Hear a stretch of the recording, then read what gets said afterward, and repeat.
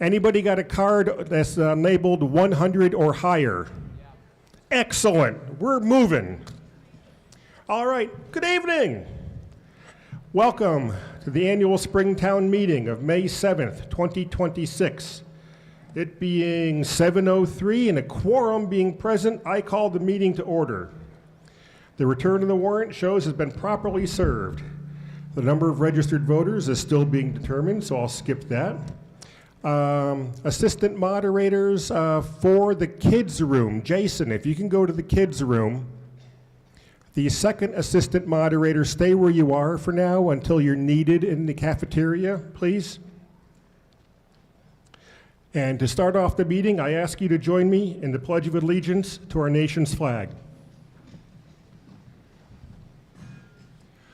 I pledge allegiance to the flag of the United States of America and to the republic for which it stands, one nation, under God, indivisible, with liberty and justice for all. All right, thank you. I would like to introduce the boards that are sitting up here. First is Randy Iser. You're the chair, correct? Correct. Make sure I get that right. We have Molly Keegan, David Phil, Jane Nevin-Smith, and Amy Parsons. One thing I want to point out, this is Jane Nevin-Smith's last meeting as a member of the Select Board. So Jane, thank you for your service.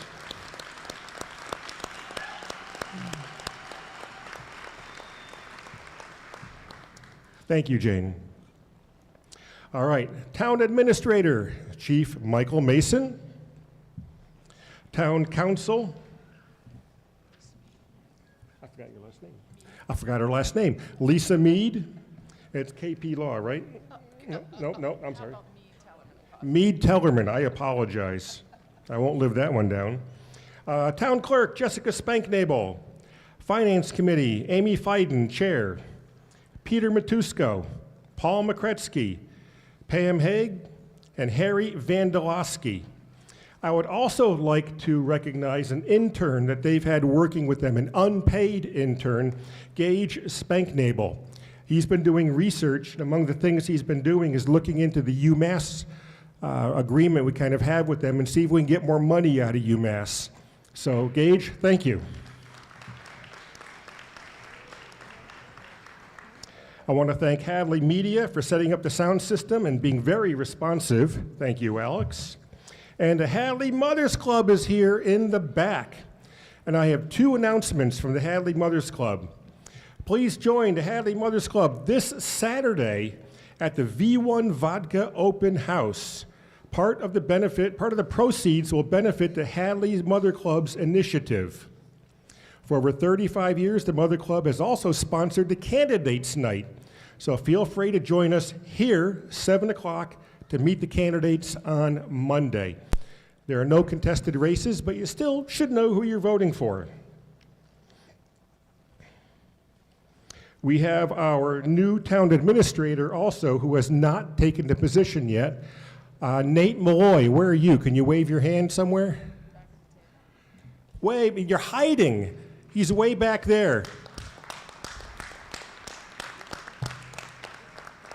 So I'm sure Chief Mason's very happy to hear about that. All right. Now it's time to dedicate the annual report. With that, I turn the meeting over to the Select Board. And guys, speak right into the microphone so the folks in the back can hear you.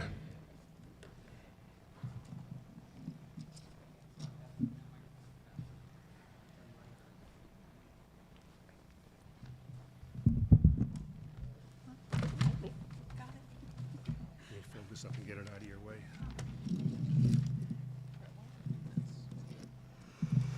All right. So the first annual report dedication is going to be in memorandum of John C. Waskiewicz. This annual report is respectfully dedicated to the memory of John C. Waskiewicz II, known to many as the Junk Man, a lifelong public servant whose commitment to the town of Hadley spanned decades. Born and raised in Hadley, John was a graduate of Smith Vocational High School class of 1980. From an early age, he demonstrated a strong work ethic, helping in his family's rubbish business and balancing school with long work days. At only 18, he began his career with the town of Hadley, first in the highway department and then the sewer department, where he remained dedicated to public service throughout his working life. John's service to the town extended well beyond his daily responsibilities. He was a volunteer firefighter for many years and attained the rank of lieutenant. He also served 3 terms as a select board member, where he was able to share his insight as a resident and an employee. He valued town traditions and took particular pride in community events, especially parades and the annual arrival of Santa Claus. Throughout his life, John gave generously of his time and resources to local organizations, including the Young Men's Club, Hadley Mothers Club, the 4-H food booth at the 3-County Fair, Boy Scouts of Hadley, and Relay for Life. John is remembered by his family, friends, and the community he served for his long-standing commitment to the town of Hadley. His contributions continue to be reflected in the town's work, traditions, and the many people who benefited from his service. This dedication recognizes a life rooted in service and community and honors the lasting impact John C. Waskiewicz II made on the town of Hadley. Thank you, John. We also have these for, is there someone here that would like to take these on his behalf? No? Okay.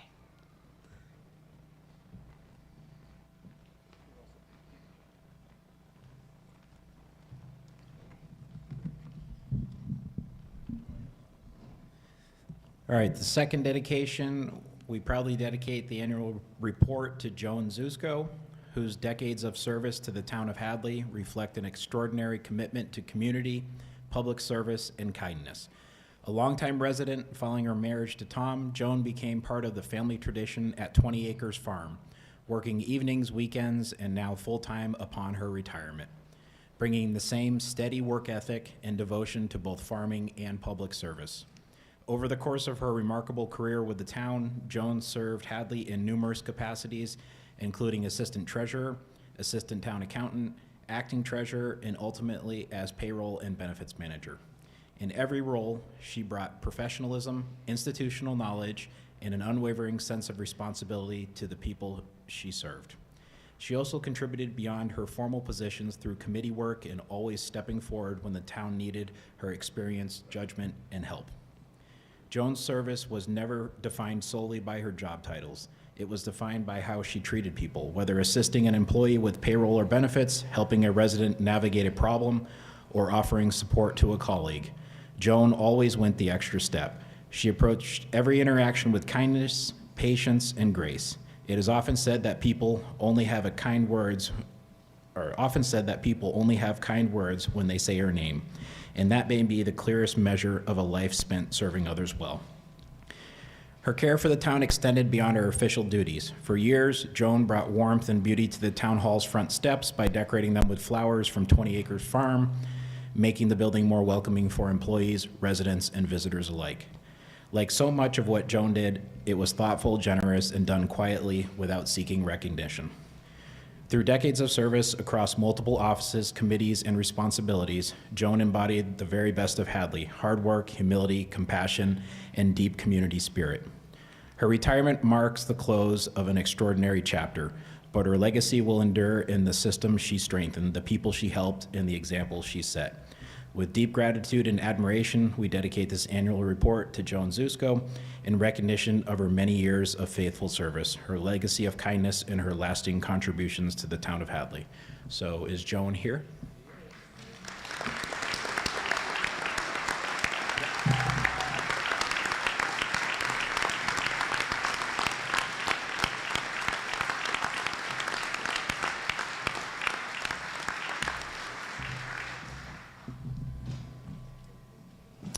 I'd like to turn to the Select Board also for the Oakley Award. All yours, Mark. Okay, at this time, I would love to call forward Edwin Matusko, his wife Linda, and his son Joe.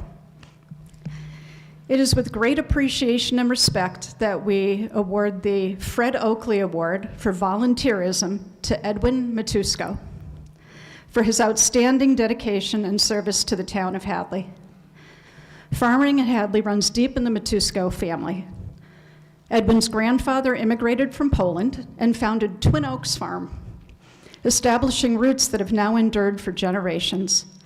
A lifelong resident, Edwin grew up on the farm in the same house where he now lives with his wife Linda and their son Joseph. Since 1979, when Edwin and Linda took over the operation, Twin Oaks Farm has flourished into a 35-acre farm known throughout our region. Beyond his work on the land, Edwin has demonstrated an unwavering commitment to civic life. He has generously shared his time and expertise through years of service on the Agricultural Incentive Area Committee, Long Range Planning Committee, Long Range Plan Implementation Committee, and the Conservation Committee, helping to guide thoughtful growth, protect natural resources, and preserve Hadley's agricultural heritage. And when a town meeting happens, we know that Edwin and his toothpick will be there. His steady presence has become something of a town constant, and many suspect meetings don't officially begin until Edwin is in the room. His willingness to speak provides insight that others may miss or be too afraid to ask themselves. In recognition of his exceptional volunteerism, enduring stewardship, and lifelong dedication to both farming and public service, we proudly honor Edwin Matusko.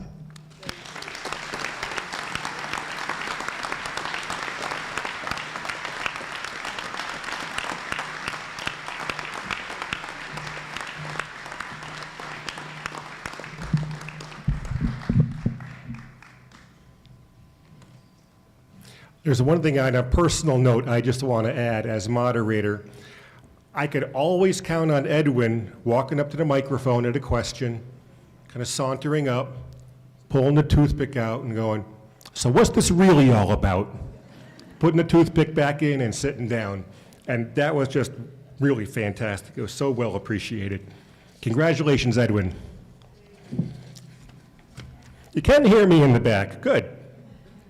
All right, we're going to go over some of the rules of decorum for the meeting. Most of you have heard this before.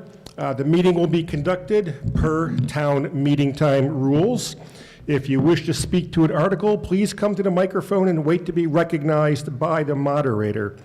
Now, I want to step out of my script here for just a moment.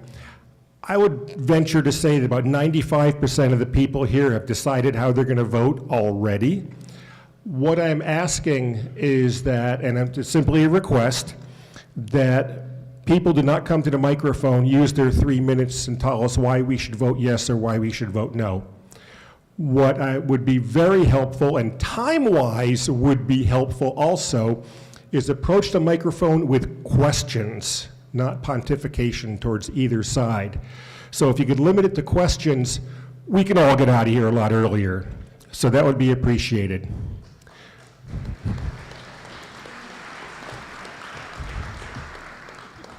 When you get to the microphone, state your name and your residential address, and name, residential address, each time you're recognized to speak. Keep all comments relative to the article or motion at hand. Please respect each other. Only refer to a previous speaker as previous speaker. You may speak as many times as you feel necessary, but give others a chance to speak before returning to the microphone. If necessary, I'll ask you to wait until others have had a chance to speak. Direct your comments to the moderator. Please limit your comments to 3 minutes or less. All amendments must be submitted in writing to the moderator as soon as the amendment is offered. And please silence cell phones. I'm keeping my cell phone on because we're anticipating having ancillary rooms where I'll be getting texts from the assistant moderators if anybody in those rooms want to address, approach the microphone with any questions. We have copies of the warrant and other handouts in the back. We made 800 copies. Hopefully, I think that should be more than enough to cover it. And how are we doing with The line out there. So-so. Keep going? All right, town council says we keep going, so we're going to keep going.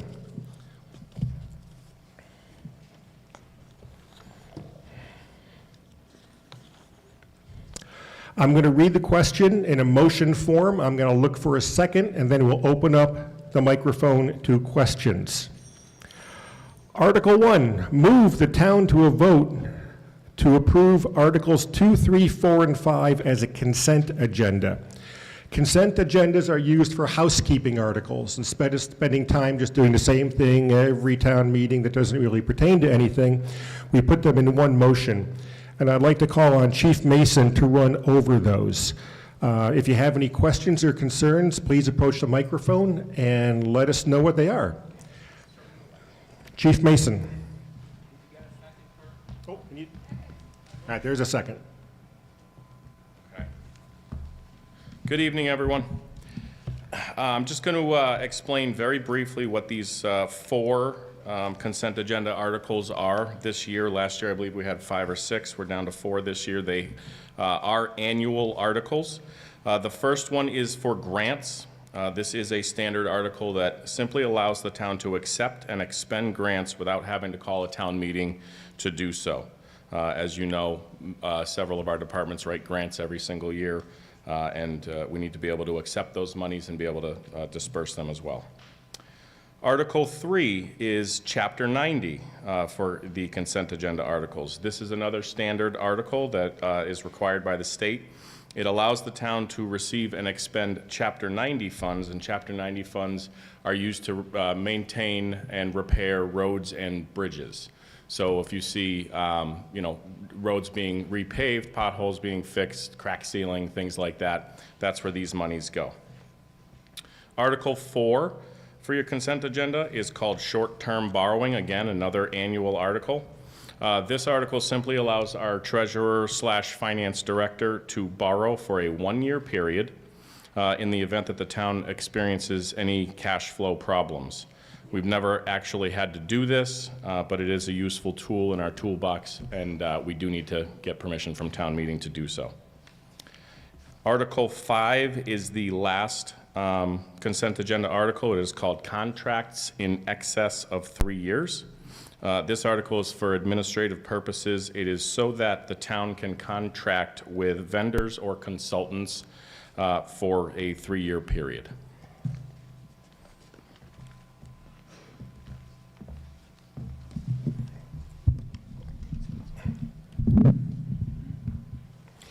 Any questions on Article 1?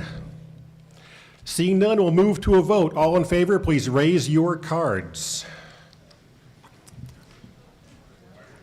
Article 2, I'm sorry, yes. All right, you can put those down. All those opposed? There's one that's opposed. Now, somebody dropped their ballot.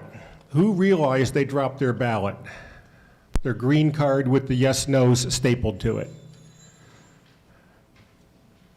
Nobody? Okay, that vote does not get to be counted then. Article 6, move the town transfer $150,000 from the water reserves to the water plant filtration stabilization fund. What's that? Yes.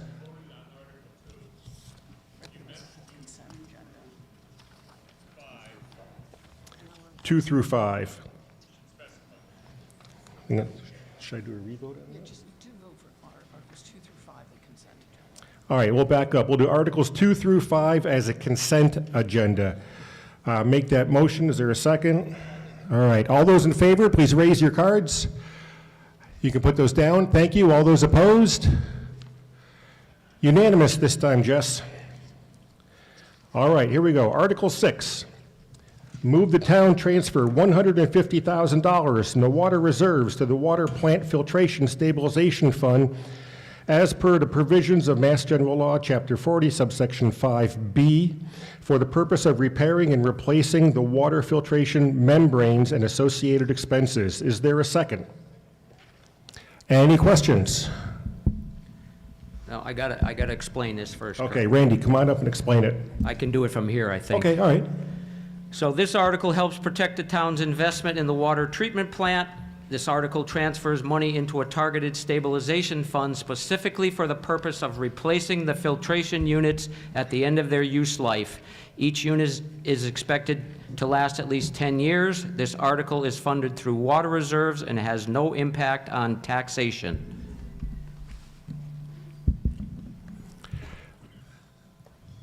Seeing no questions, we will move to a vote. All those in favor, please raise your cards.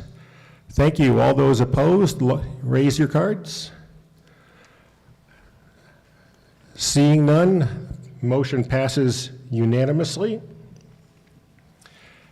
We have people in an ancillary room, so when things get into, more likely debated articles, I'm going to wait and hear from one of the associate moderators what the vote is in that room also. So there will be a bit of a delay in getting those numbers.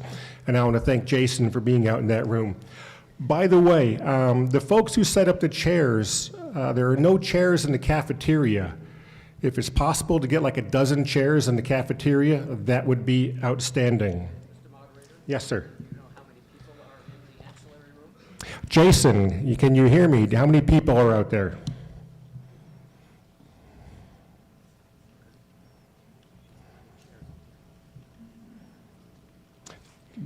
The people out there tend to have kids. What was that? Right, but we moved them into the cafeteria because there were no chairs there, and there's no visual there. There's 5 people out there. 15? Okay, we have them in the cafeteria because... Mike, do you know if there are children with them? Are there children with the 15? We got plenty of chairs. We got 30 chairs up here.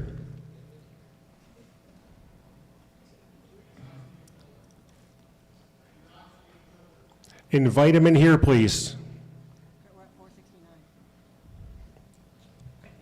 What's that? 459 people right now have attended the meeting. Thank you all for coming out. All right, well, they're coming out. We're still going to go through the articles. Article 7, Omnibus Budget General Fund. Move that $22,372,762 be appropriated as set forth in the individual budget appropriations listed under column FY 2027 Finance Committee budget as described in Table A of the General Fund budget and the handout entitled Finance Committee FY 2027 as presented at the annual town meeting and incorporated by reference herein and as funding therefore to transfer from local revenue, funds raised via taxation, and any other available funds to raise and appropriate and transfer from available funds the total sum of $22,372,762 as estimated in Table 1A and to fund the operating budget as set forth herein. There's a second? Yes, the Select Board voted 5-0-0, Finance Committee voted 5-0-0. Is there someone that would like to step up and just do a quick talk? Mike.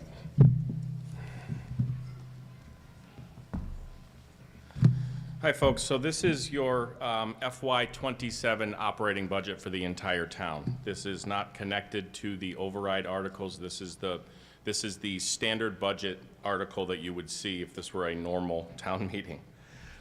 This budget was balanced. The difference between this budget and past budget is that this budget was balanced using only revenues and no free cash.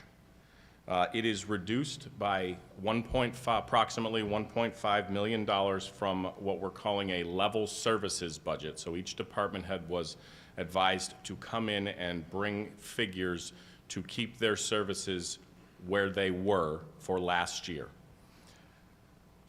The requests that each department had were over and above that. They were advising us that they needed more money in their budget to be able to operate their departments. Obviously, we were unable to fund that, and the budget was cut back further by another $1.5 million.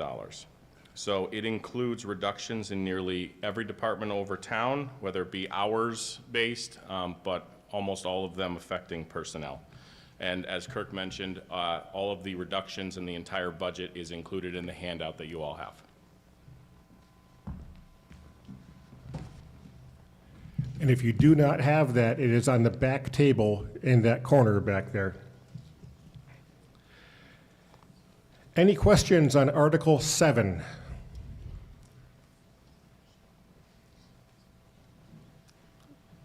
Yep. Alex, can you turn on the, Alex, turn on the microphones? There's a button on it you may have to push. Oh, there we go.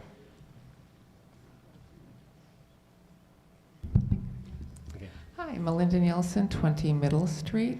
I was speaking with somebody before the meeting, and that person was in favor of the override, and they thought they should vote no on this because this was not the override. So is that correct? If you want the override, you should vote no on this? No, ma'am, that's not correct. This is the operating budget that we need to be able to operate the town throughout the upcoming fiscal year, which begins July 1st in a month and a half or so. This budget is, again, the budget that you would normally vote on for us to get from July 1, 2026 to June 30, 2027. Does not. If you vote no, we can't operate the town, essentially, right? That's correct. Yeah. So we go out of business as a town completely. That answer your question? Okay, basically it's the budget to run the town. If this gets voted down, town government goes away. Just literally. So if this doesn't pass, I won't even have a chance to vote on Article 8 and Article 9? It's different. They're different. You used to say they're different. Yes, they're completely different articles. Think of them as three completely separate items. We'll be able to explain the two override articles to you as we get to those two different articles, but this one is, if you vote this down, there's about 30 people that are probably going to get up and leave the room because they don't have a job anymore. This is the money that we need to operate the town for the next full year. It's just like every other annual town meeting. That one annual budget is what is necessary to run the town. The two overrides are completely separate. Bill Horgan, 30 Sherman Road. Chief, question for you. With this balanced budget, have we terminated any employees? What have we cut to balance the budget from fiscal year 2026? Fiscal year 2026 included approximately nearly $2 million in cuts as well, but that is over and done with, and this budget moves us from 26 to 27 as we left 26. So whatever positions we had, we continue to have into 27. None of these reductions have been made yet because we're not yet into the next fiscal year. So as an example, if we had to lay off 20 people to get to the minus $1.5 million, that would happen before the fiscal year started. This question is what have you cut in this budget to get there? It's hours and personnel based. Is it any jobs? Yes. Jobs are cut to meet this balanced budget. Jobs and hours. So if some folks were full-time, the select board determined that, say, certain positions would be cut to part-time, so 20 hours out of their 40-hour work week. Could you elaborate on the specifics of who was cut, how many positions, from what departments, to balance the budget, just so that we have a fair basis on which to evaluate the proposition to override? When we went through the cuts, the select board determined that we would make cuts as evenly as they could across almost all town budgets. So essentially, almost every single administrative assistant personnel was either cut completely or cut in half to get to that point. fire department personnel, police personnel. We lost a dispatcher in the last budget cycle. I'm just trying to remember off the top of my head. It's been I'm months sorry, I and know it's months a of hard going question, through this. But I don't see how Yeah. we could fairly evaluate Right. the ads if we don't understand what Correct. the cuts were. Right, and approximately $640,000 out of the school budget as well. And those determinations as far as cuts would be determined by the superintendent and the school committee. So I can't tell you personnel from there. Okay, I appreciate your effort. Yep. Library, COA, That's 7.5 jobs. 7 jobs. seven and a half jobs from the town side of things, and then $640,000 in cuts from the school side of things. Thank you, I appreciate it. Any other questions on Article 7? Seeing none, we'll move to a vote. All in favor of Article 7, please raise your green cards. Thank you. You can put those down. All those opposed to Article 7. She added up for yes on that. So that passes unanimously, Jess. Article 8, supplemental budget, $850,000. Select Board votes 5-0-0. Finance Committee votes 5-0-0. Move the town vote to raise and appropriate $850,000 for the purpose of funding general operating purposes for fire department, police department, and school department for the FY 2027, and further that said appropriation is subject to the approval of a Proposition 2.5 override or to take any action relative thereto. Is there a second? And who's addressing that one? David Phil.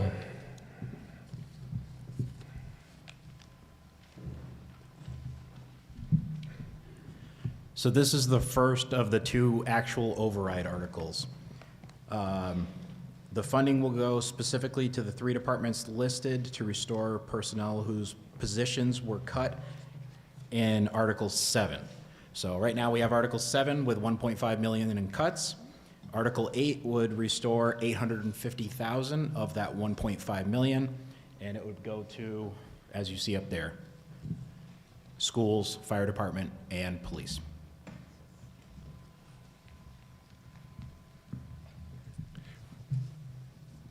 Pam, please. Okay. Just as a perspective for you with Closer to the mic. sorry, as perspective for you with the $850,000 override, the impact on your taxes for a median house of $450,000, it is a 6% increase to $275, which is about $70 per quarter. And then on the top of that, you get your annual 2.5% increase as well. So it's a $70 per quarter increase at $850,000 override. I've set this up as a ballot vote, but this is a simple majority vote. I'm going to do a quick straw poll and see if we can avoid spending time doing the ballot. All those in favor of Article 8, please raise your green cards. Hey, get to save time. Thank you. You can put those down. All those opposed to Article 8. All right, we have 497. I got 1, 2, 3, 4, 5, 6, 7, 8, 9, 10, 11, 12, 13, 14, 20. Passes 470 to 22, Jess.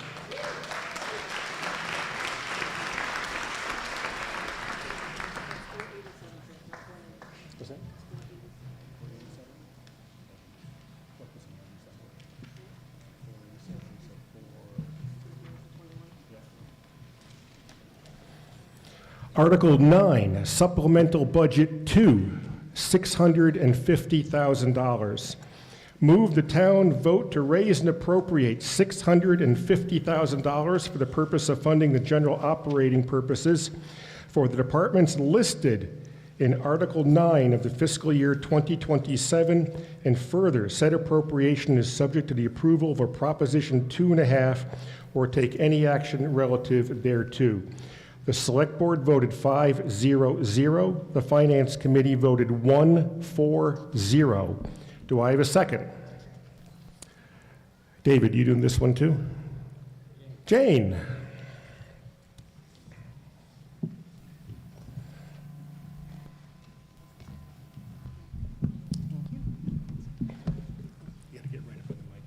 So this article is the second part of the override that would bring the budget to where it is this year. It doesn't add new positions.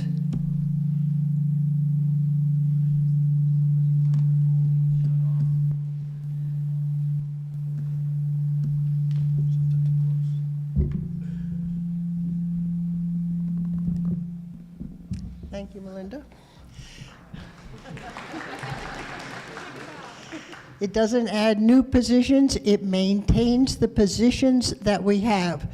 If you can see this, or if you can read the handout that you got at the back of the room, what this does is to treat our town as a community with all the different departments part of that community, and it makes the budget operate fully, not as fully as everybody would like, but we can operate under it and people will not be laid off.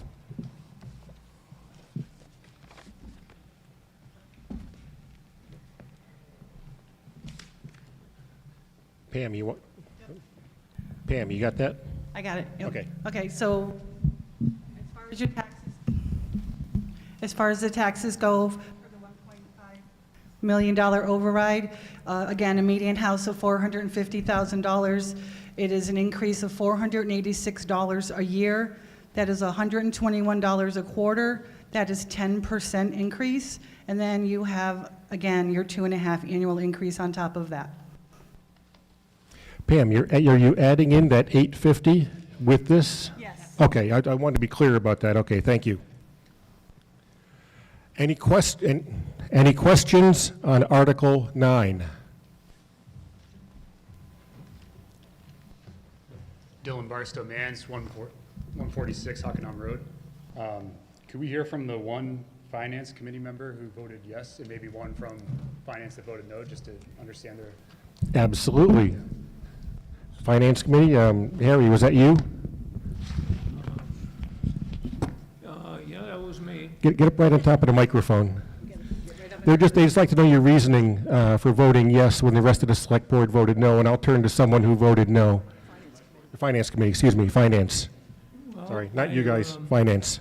Was 100% for the first override, which I felt would basically keep the town from collapsing.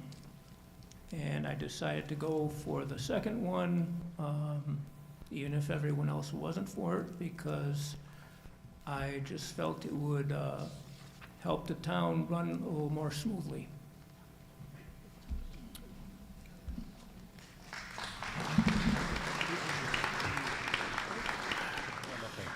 I was one of the 4 that said no.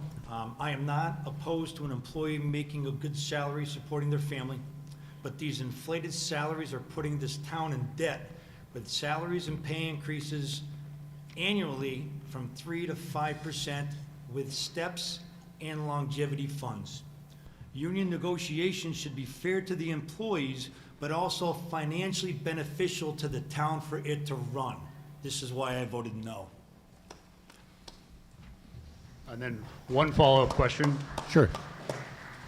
In these positions that may have been cut or hours cut, do any include any income producing or income protecting positions?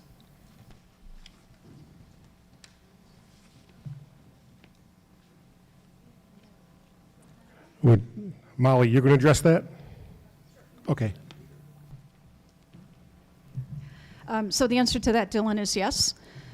Some of the positions that are at risk without the second override are positions in town hall, and obviously everybody's very familiar with the fact that we collect over 16 million of property taxes. That's all done through the collector's office along with our water and sewer receipts. There would be a reduction in staffing at town hall. We'll do the best we can to move people around. But we also have a building inspections office that is responsible for hundreds of thousands of dollars in revenue. So the local receipts part of our budget is still millions of dollars. And if we don't have the people able to do the inspections, let alone the administrative collections on that, there's no question we're setting ourselves up for reduced revenue. Thank you for that. Yeah, my concern is that if we start to cut positions that are going to protect or bring in income, we might see a spiral that may make the situation worse. We've already cut in prior overrides, and I don't want to see that happen here again, and so would vote for yes. Thank you. Andy, hang on for 1 second. For those people that are in the child care room, if you care to address the article, please come into the gymnasium and approach a microphone and wait to be recognized. Also, I'm going to wait, Jason, I think you're in there. Before I declare the vote, I'm going to wait to hear from you via a text message how the people in the child care room voted. Andy Morris, Friedman, 45 Roosevelt Street. As I understand it, even if we vote yes on both overrides tonight, they still have to go to a general town vote. Will they be listed separately as they are tonight? Will there be 2 votes, or will there just be 1 vote on both overrides? There will be 2. So there'll be 2 votes. Okay, so you can vote yes for the smaller one and no for the bigger one, or yes for both or no for both, Right. depending on, okay. I've been saying this for 30 years. The overrides pass town meeting, and then when it comes to the vote, townwide vote, they go down in flames. So please, talk to your neighbors. Convince them to your point of view, whichever it is. We need everyone involved if we're going to keep our town government running. Remember, you pay what you get for. If you don't pay anything, you don't get anything. I would like to call on Town Council Lisa Mead, just to clarify, since Andy brought it up, exactly how this is going to work. So, Lisa.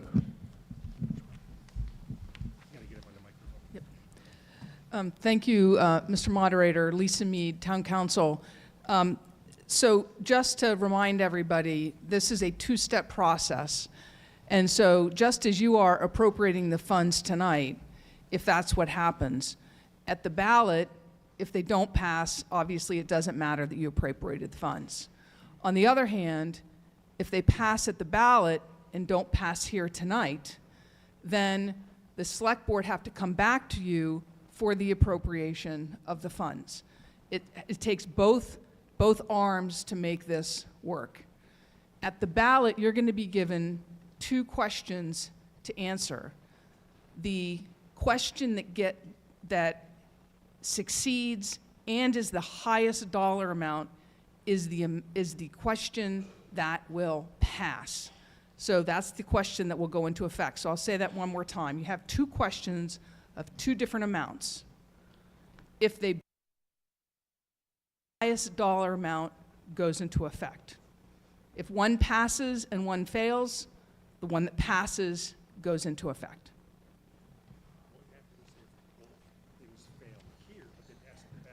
If both things fail here and pass at the ballot, we'll be back here for an appropriation.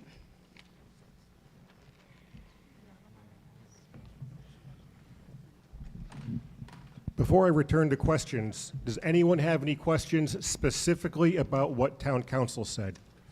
Jim. Not so much a question, You broke it. but a clarification. There will be 2 articles on the ballot. One will be for $850,000. The other one will be for $1.5 million, is the way I understand it. Is that correct? Yeah, yes, that's the Okay. ballot. Just so that everybody understands it, the 1.5 million includes both articles that we're looking at right now. The 850 is the one that was already passed. So what the town council is I just want people to understand that they don't get the town ballot and all of a sudden, what's this 1.5 million? 1.5 and 850 is 2.3. No, if the 1.5 includes the 850.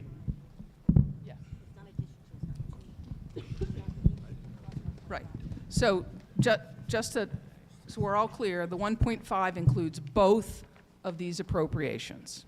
And if, just as an explanation, if you only pass one of these tonight, but the 1.5 passes at the polls, they got to come back to appropriate the balance that wasn't appropriated tonight. Margaret Mastrangelo, 4 East Commons Drive. I think I heard Jane say that this would amount to about $100 a quarter increase in taxes.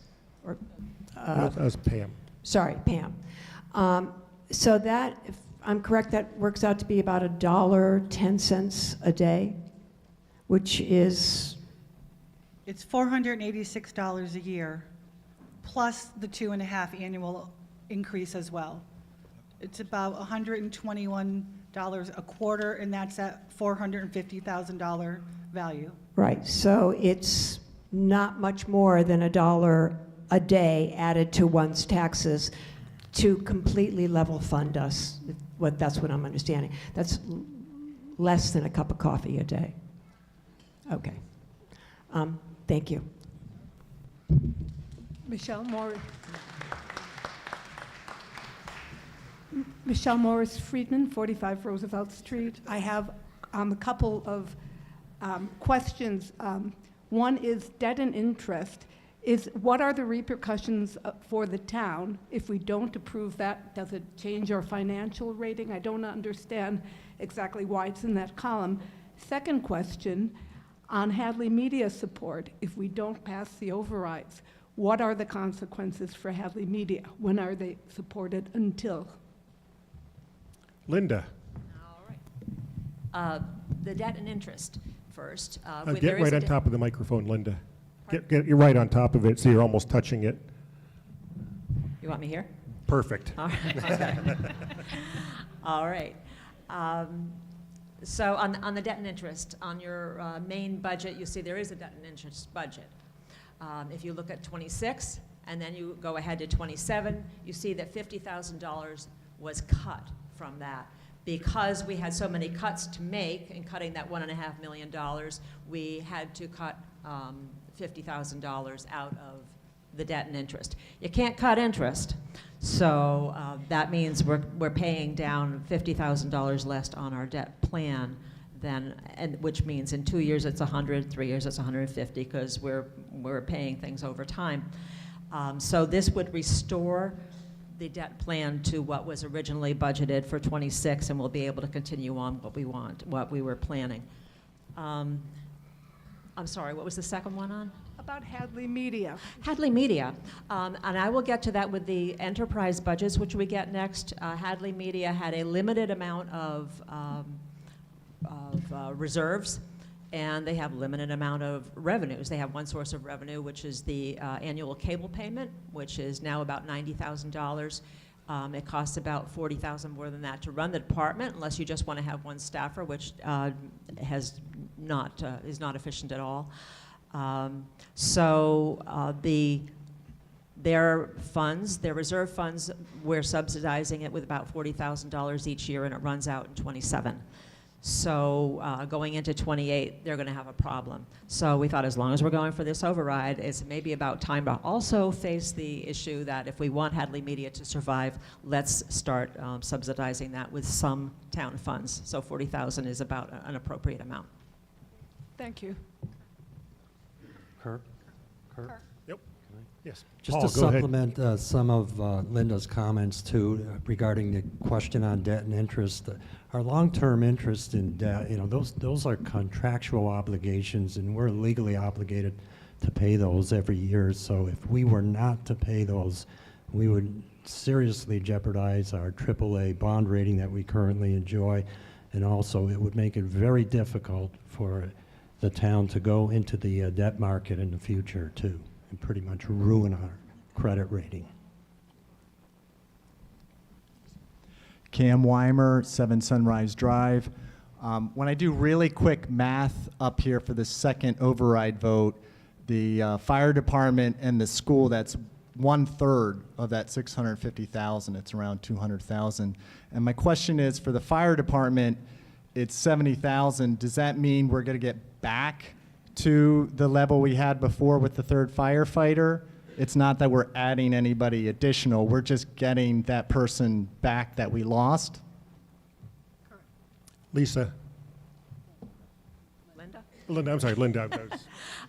Yes, the 70,000 is for a third firefighter. In the 850,000, it had 2 firefighters. And in each case, we're including on the expense line, of each one needs a certain amount of equipment and outfitting, rigs and air packs. And also, they cost benefits. So the cost of the firefighter in that line go down to health insurance. 25,000 of that is for that. And in the previous column, and I hope, I'm not sure it was specifically referred to you, but one of your handouts is showing the 2 columns for the 850 and the 650. So it was the same thing there. It was 140 for 2 firefighters. Yes. Expenses to outfit them, and then the health insurance So, to cover but the them. answer is we're just getting back what we had before. We're not going to lose. We're quite just even. going back to what we previously had. It will get the fire department back to 2 firefighters per shift, which is what we had before we made the cuts. This is not a new firefighter position. And then for the schools, it looks like we're, for the second override vote, the 130,000. If we don't pass the second override, are we looking at any specific cuts for that 130,000? Do we know where that's going to go? The superintendent may be able to answer that more specifically for you, but what I can tell you is that in FY26, the school department, the police department, and the fire department all, we went through 3 rounds of budget cuts for those 3 departments. One of those rounds of budget cuts was this 130 or so, some odd thousand. What we are trying to do is restore as much of those, as much of that funding as we can to get them back to where they were, because if all of these cuts go through, we will be funding the schools at FY fiscal year 19 levels, which is 7 years ago. So we'll be way behind. Thank you. Good, Annie?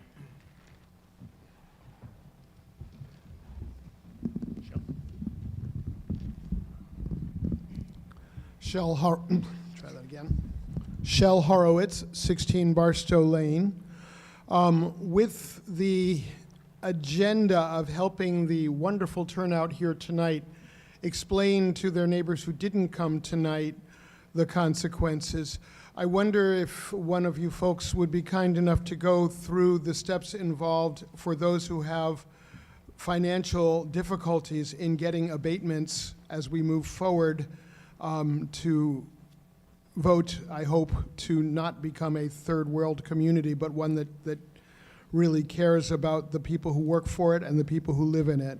So if somebody could explain what somebody would need to do to obtain an abatement if they have a financial need that makes this override unworkable for them, it would be good information for all of us to have to talk to our neighbors.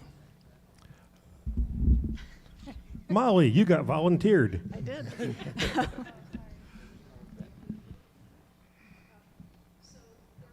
Can't hear you.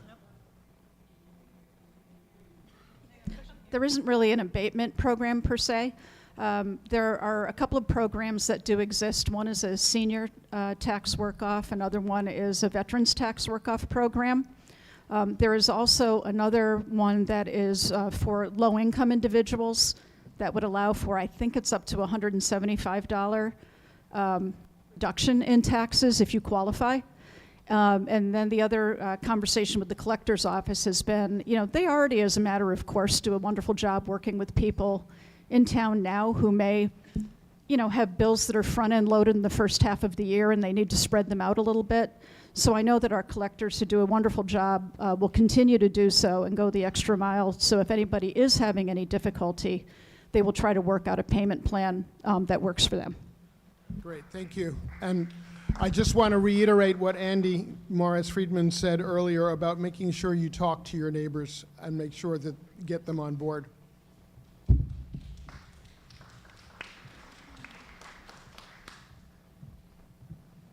Todd Breeze for Crystal Lane.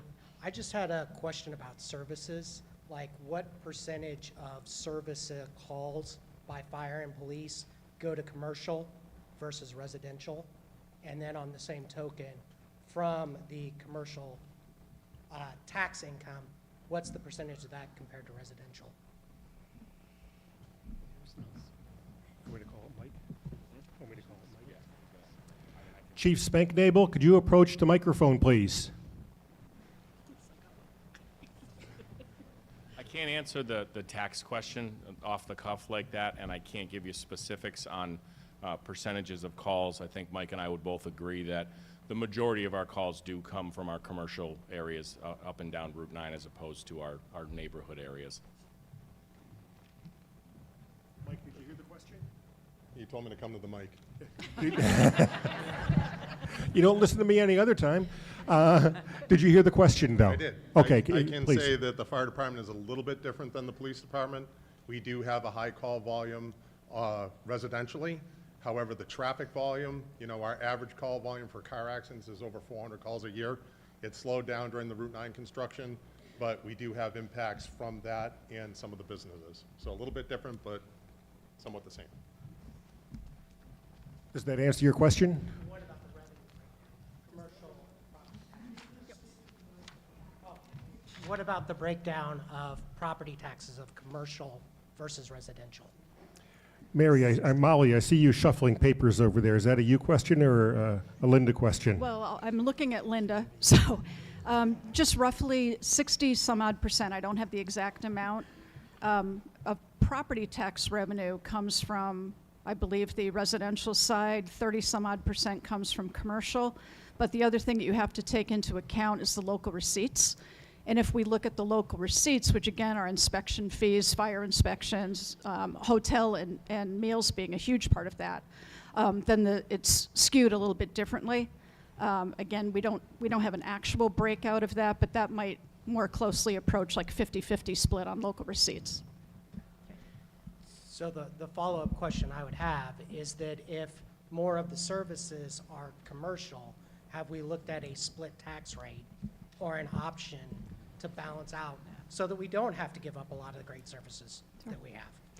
Yep, separate and apart from the conversation tonight, every year, annually in the fall, we have a rate hearing. And so the actual property tax rate and the discussion about single versus split rate is discussed at the latter part of the year, and that has to do with the deadlines at the state level that are imposed on us to get it ready for the next cycle, right? So that's a conversation that we do have annually. Up until this point, there's only been one time, at least in my knowledge, and it had to do with a really weird year where the valuations were skewed, that we did go with a split tax rate. We did it for 1 year, and then when the valuations kind of settled back in, we went back to the single rate. That is a topic that has come up very loudly, if I can put it that way, during our budget discussions. The select board certainly has heard that. The assessors have heard that. Can't presuppose an outcome, but I'm sure we're going to be having a more robust conversation about that this year.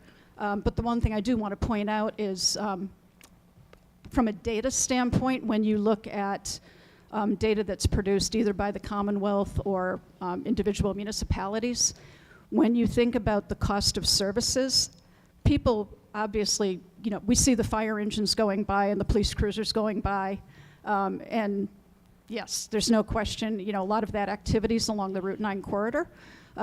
The businesses will also argue that they're not putting kids in the school system either. So you have to take it all into account, and that's certainly something we're more than open to continuing to have a conversation about. Yes, it just seems to me that I understand businesses might have to raise some of their prices and stuff, but that is then split among all of the people that are consuming the services and not just the residents of our town, because it is disproportionate. So it would have been nice to see that as an option to discuss as an item in an article. So please take that in consideration going forward. Jane, you had a comment. Yeah, one comment towards that. There is sometimes confusion, and I don't know if you have this confusion or not, but a split tax rate does not produce more total income. We are only allowed to tax to the levy, and it might be a different amount for homeowners versus commercial, but the absolute amount you can raise is fixed.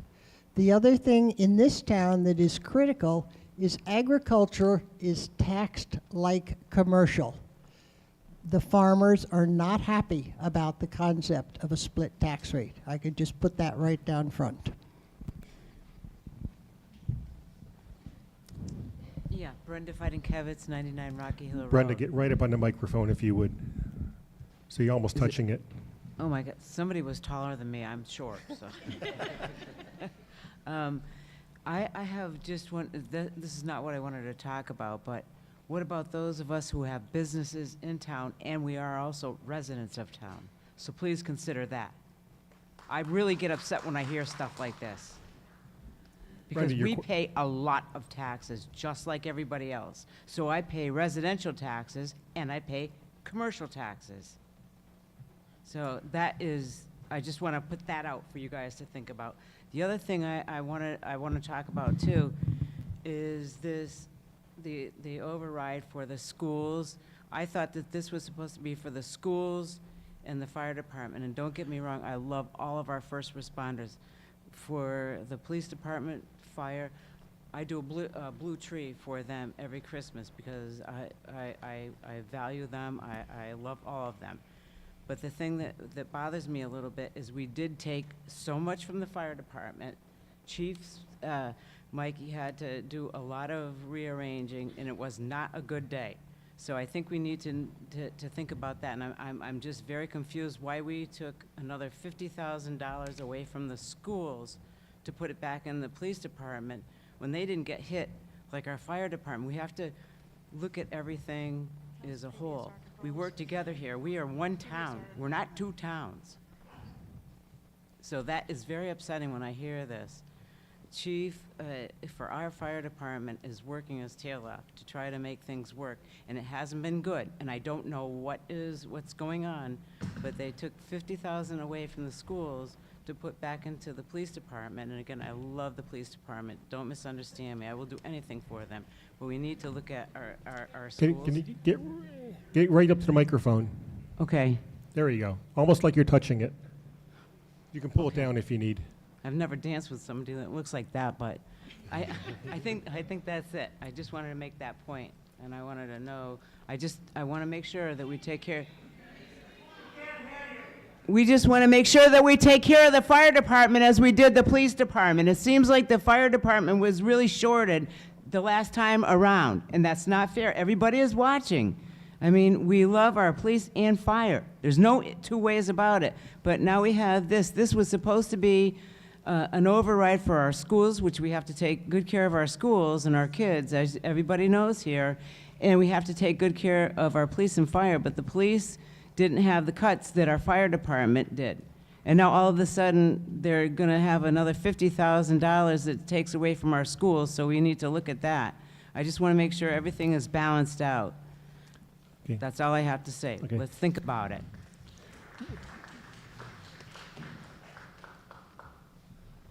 Hi, J.D. DeBrinzi. I'm also assistant treasurer. I'm the full-time assistant treasurer here in town. Okay, now quick question. Before you speak, are you speaking as a town resident or as assistant treasurer? Can I speak as both? Well, one and then another? Sure. One, Okay. make it clear who you're speaking as, please. So I live at 141 Bay Road. As a tax collector, as a taxpayer, I lived in Northampton for 25 years, and with Hadley, what we pay for taxes here is nothing compared. We are very fortunate. We do have excellent roads. Everything's been kept up, tremendously. Our town hall, I have been there. Now I'm going to get to that part. I have been there for 11 years. I am assistant treasurer, and the assistant collector has been there for almost 20 years. We're the two full-time people that would be getting our positions cut in half. Our concern is that we are also in a succession plan where the collector and treasurer are soon looking to retire. So if we get our positions cut in half, we may go somewhere else, which I don't want to because I love working for the town that I live in. But then we will have to hire new people full-time to take on those positions, which will not be familiar with the town. Like I said, the assistant collector's been here for almost 20 years. And then we'll just have to, I'm just losing my train of thought all of a sudden here. But what I just want to say is that then we're going to be paying a lot more money to get a new treasurer and a new collector once the other ones retire. And so I would really love to keep my position for the town, and so would the collector, assistant collector as well. Okay, thank you. Thank you. Todd Glazier, 25 Stockwell Road. I was going to speak regarding something, but I just want to speak to what she just said. Sometimes cleaning the house brings in innovative thinking right off the bat. I want to know, all the town officials sitting in front of me, one question, just one question. We live in this town, we have this beautiful corridor that comes right through our town. We have Home Depot, we have Lowe's, we have Whole Paycheck, we have everything. It's something that's privileged. And yet, the analysis that was provided by Nicole and Andrew shows those big box stores are paying less while residential taxes are going up. Something's wrong with that, and I would like an answer. And whatever the answer is, it's unacceptable.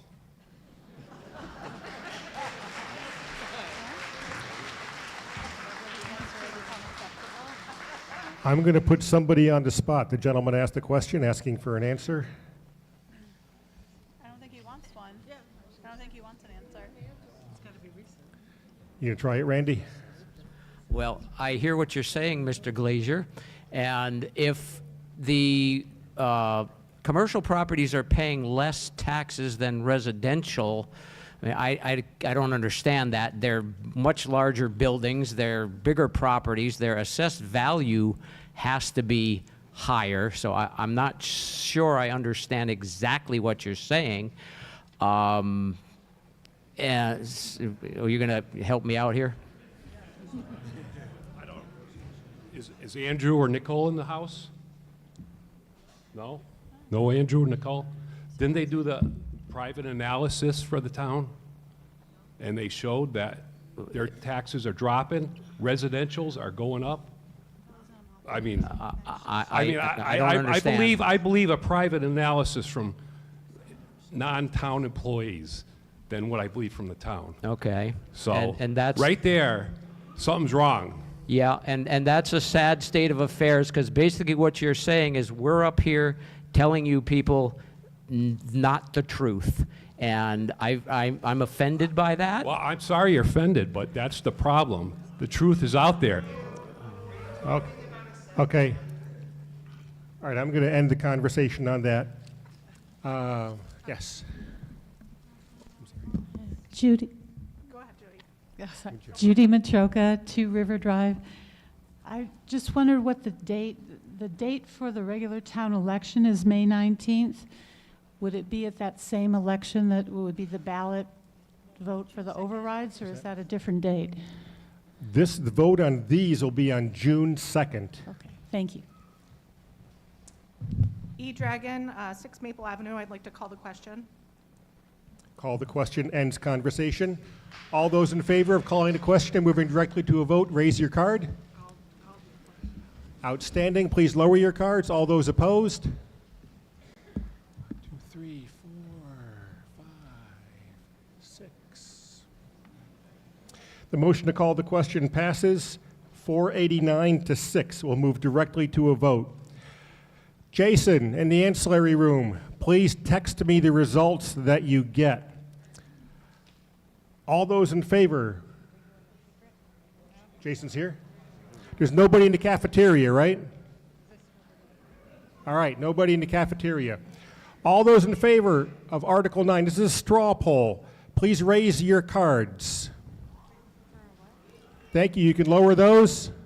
All those opposed? Article 9. No, hang on, sorry. We're voting on Article 9, the $650,000. If you could approach the, if you have questions, I'm happy to take them, but I can't hear someone yelling from the back. If you could approach the microphone, I'd be happy to clarify. I think they want to know if we're going to be doing it as a ballot or not.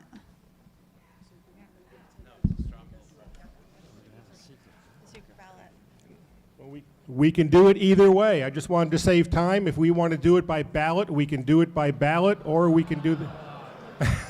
Okay. Point of order. Yes, sir. Many people thought that the ballots were going to be by secret ballot. I make a motion that this motion, Article 9, be by secret ballot. Is there a second? There's a second. All those in favor of Article 9 for the $650,000 being a secret ballot, please raise your cards.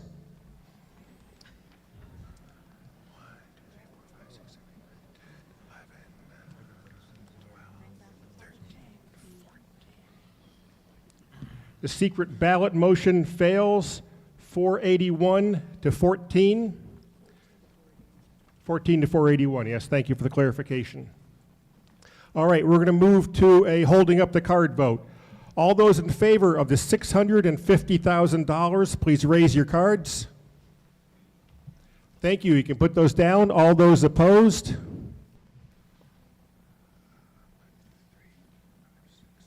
Keep them up, please.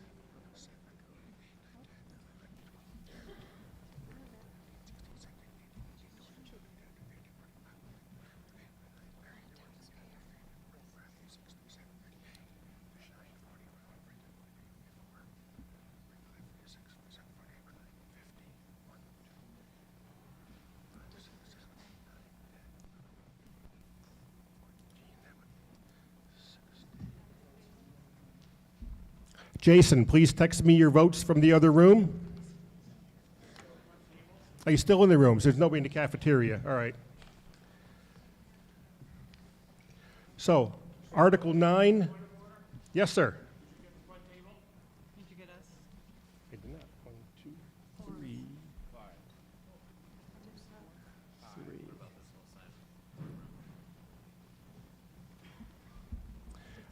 Article 9 passes 431 to 63.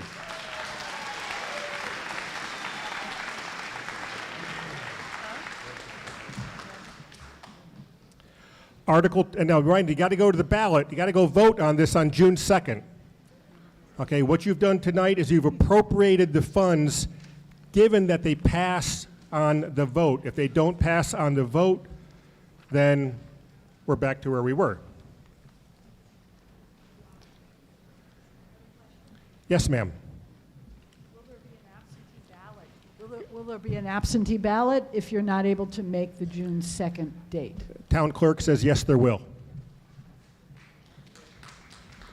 Article 10, move that the sum of $1,316,373 as recommended in the handout entitled ATM 26 Budget Articles, Table 2, Enterprise Funds, Operating Budget and Expenses, be appropriated to the fiscal year 2027 Wastewater Division Enterprise Fund account to be extended for the respective purposes set forth and as funded therefore. Raise and appropriate and transfer from available funds the amounts in Table 1B as presented at the annual town meeting and incorporated by reference therein. And further, move the sum of $1,511,375 as recommended in the handout entitled ATM 26 Budget Articles, Table B2 Enterprise Funds, Operating Budget and Expenses, be appropriated to the FY 2027 Water Division Enterprise Fund to be expended for the respective purposes set forth and as funding therefore, raise and appropriate and transfer from available funds the amount in Table 1B, or B1, as presented at the annual town meeting and incorporated by reference herein.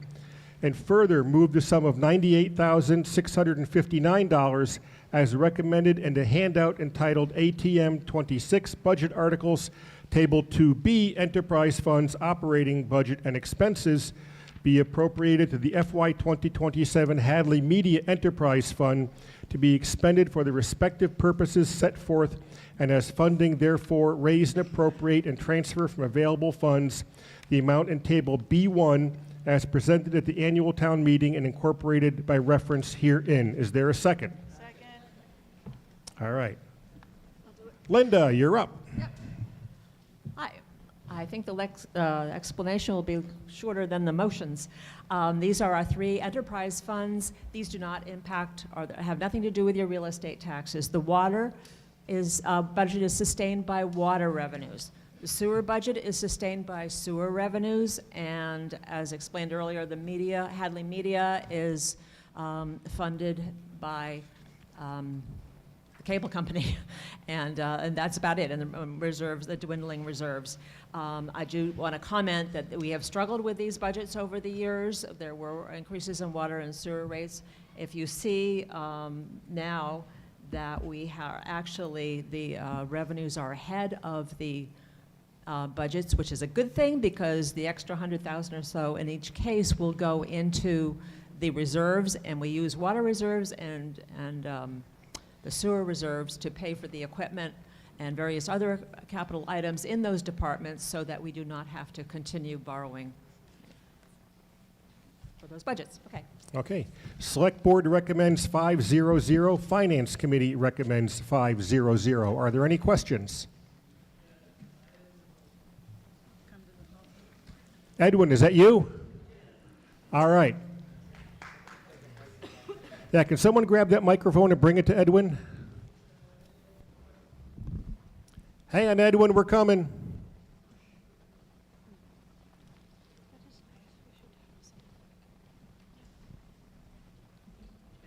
Thank you for bringing the microphone to him. Edwin Matusko, 116 Stockbridge Street, Hadley, Mass. Isn't the enterprise budgets aren't they supposed to be used for the numbers for the the sewer, water, and Hadley Media? Yes, Town Administrator and Town Council says yes, they are. Any other questions on Article 10? Seeing none, we'll move to a vote. All in favor of Article 10, please raise your cards. Thank you. You can put those down. All those opposed?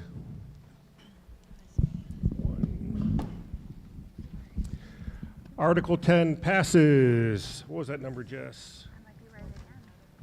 494 to 1.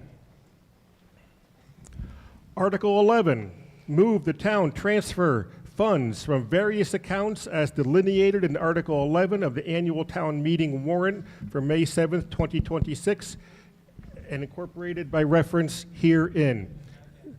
Select Board recommends 500. Finance Committee recommends 500. So this is essentially a housekeeping article that comes up every year. It amends authorizations where projects were approved, but the amount needed was less than what was budgeted. So the money is just returned to where it was originally transferred from. Any questions on Article 11? I have a point of order kind Yes. of question. Are you doing the counts by saying the total number of people that were here and subtracting the number of no's? Yes. Okay, that seems not appropriate since a bunch of people have left and you aren't asking if anybody wants to abstain. We So I still don't have a think that's majority, a quorum, and it's still a majority vote. That's okay, but it's not 500 or whatever it is you're saying. So just a point that I'm making that doesn't seem accurate numbers to record. Okay. Okay. Right.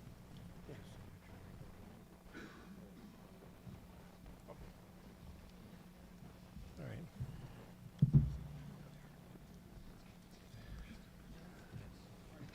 Article 11. Okay, so Article 11. All those in favor of Article 11, please raise your green cards. Thank you. All those opposed, please raise your cards. Article 11 passes unanimously, Jess.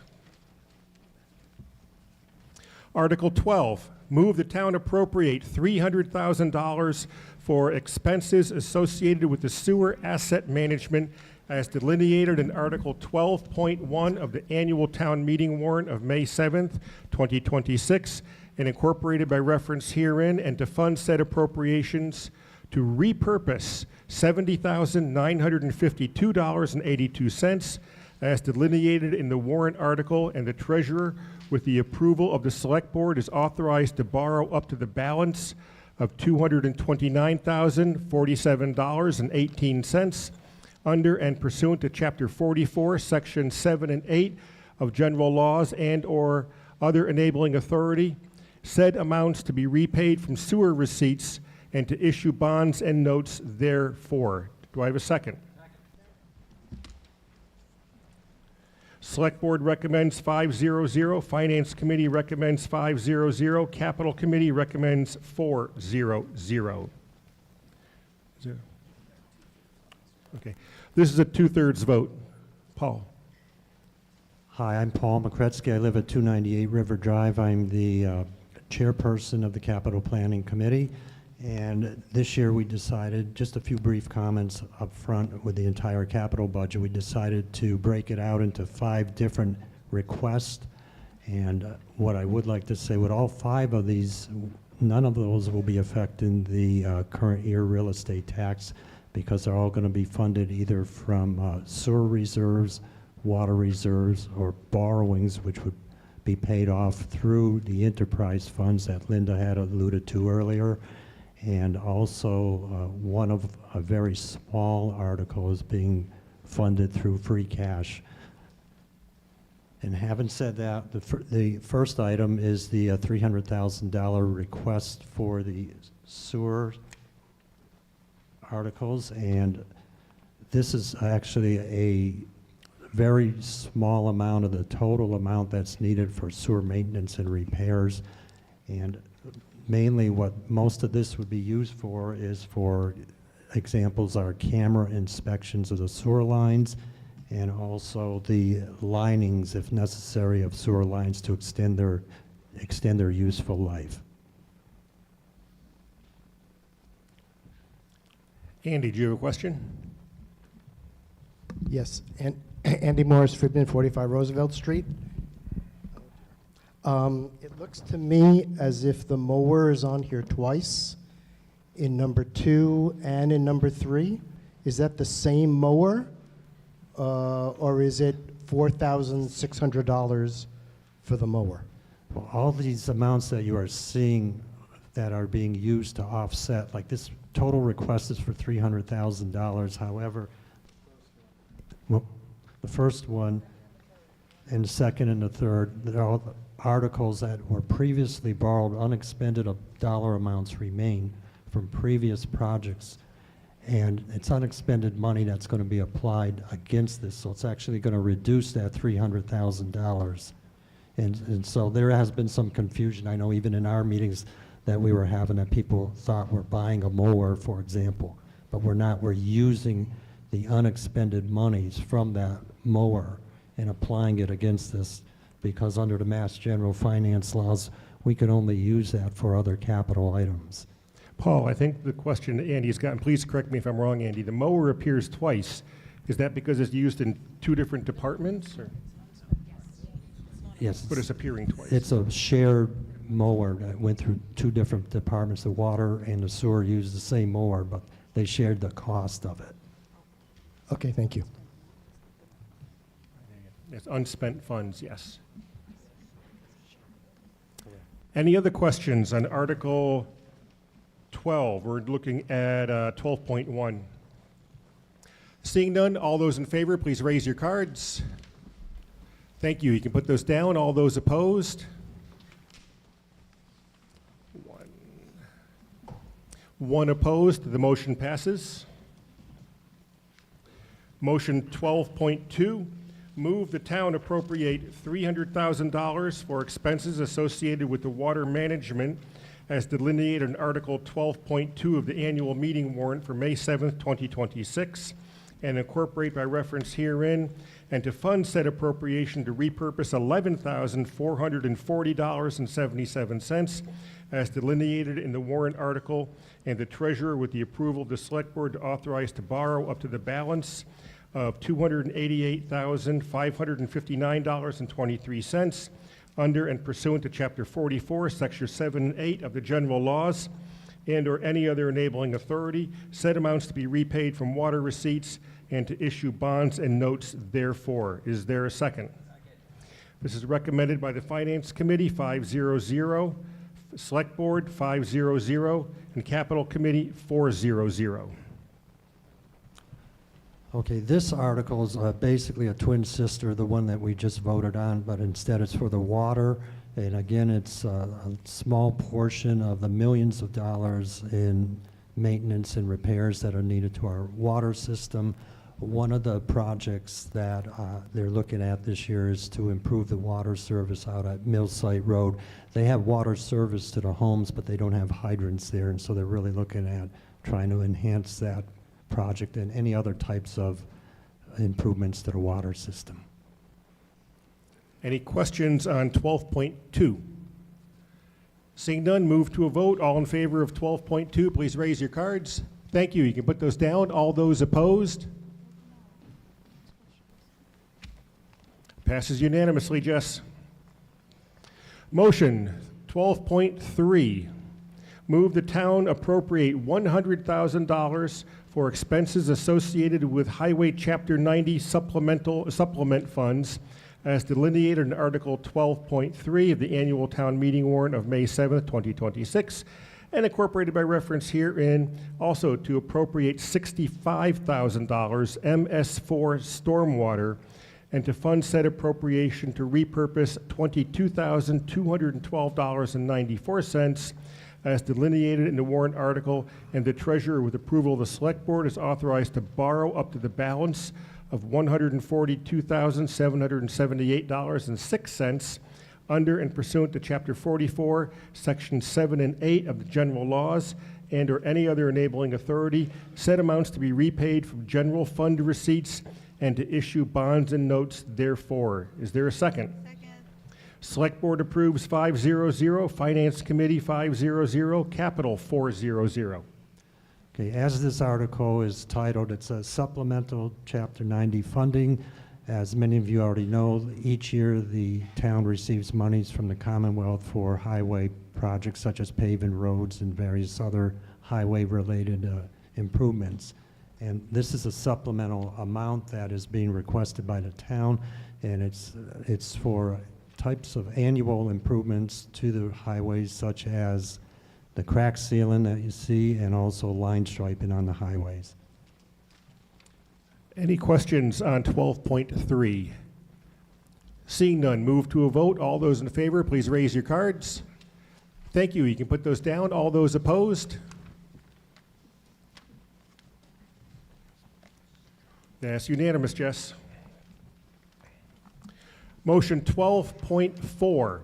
Move the town appropriate $137,083 for the expenses associated with the schools, security upgrades as delineated in Article 12.4 of the annual town meeting warrant for May 7th, 2026, and incorporated by reference herein, and to fund said appropriation to repurpose $122,083 as delineated in the warrant article, and to appropriate the balance of $15,000 from free cash. Is there a second down there? Yeah, okay, I thought I heard. I wanted to make sure. Select Board recommends 500, Finance Committee 500, Capital Committee 400.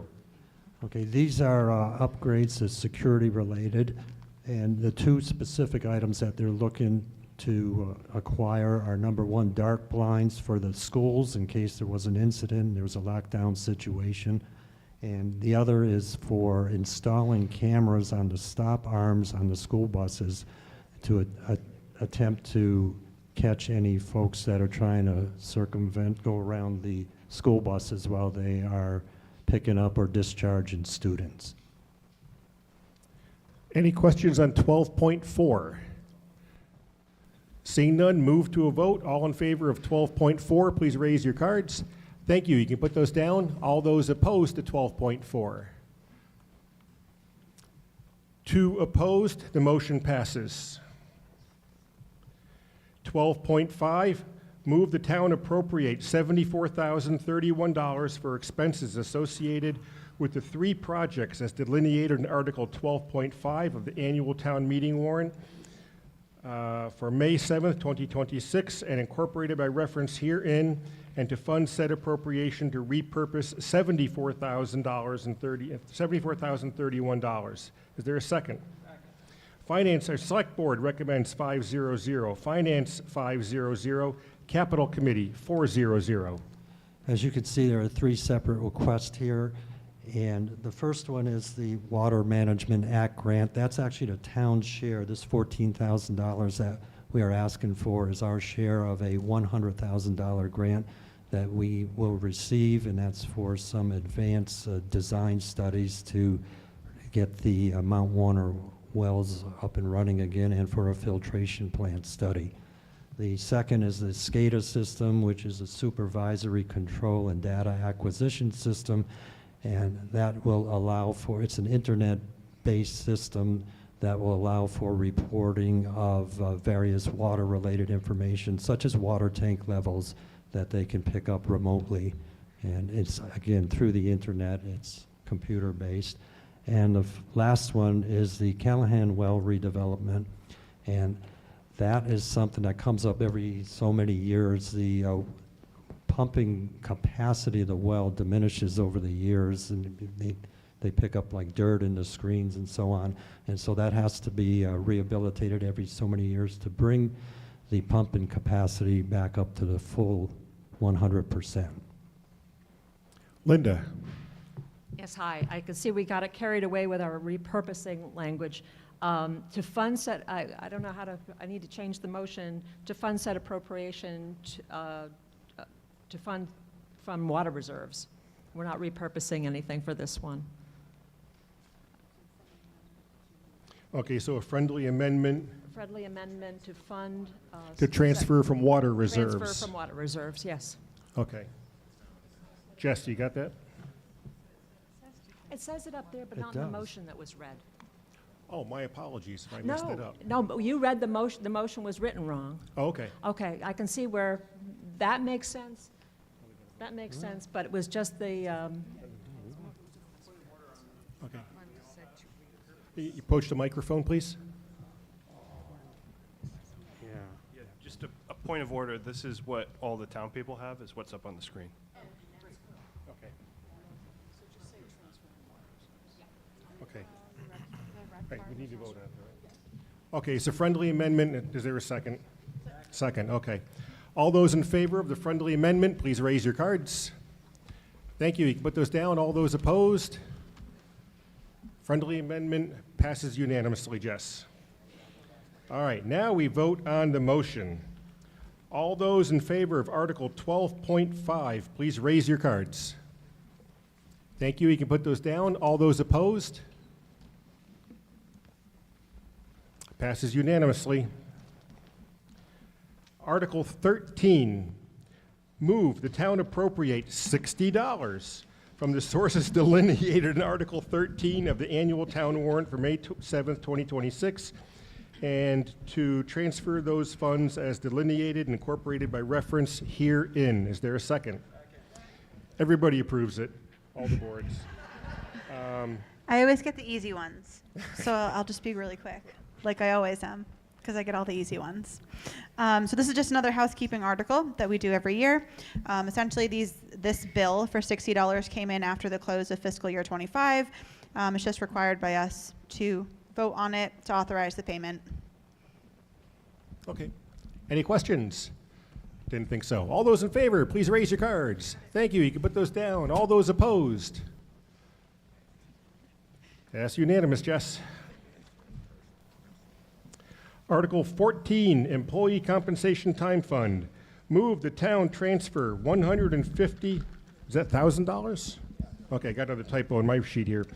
Move the town transfer $150,000 from the free cash account to the town's employee compensated time fund. Is there a second? Select Board recommends 500. Finance Committee recommends 500. Molly, you're up. Okay, this is another item that we tend to have that's recurring. So this is to fund the outstanding compensated time for employees who are retiring. When they leave, sometimes they have accrued pay to be paid out on their final paycheck. Any questions on Article 14? Seeing none, all those in favor of Article 14, raise your cards. Thank you. All those opposed to Article 14?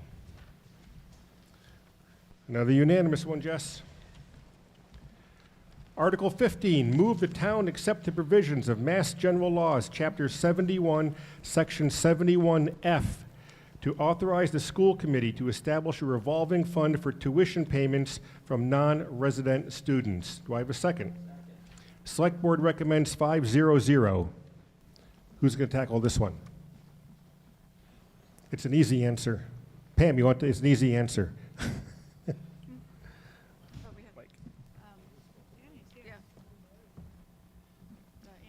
Annie, no, I think I can handle it. If I mess it up, you can fix it.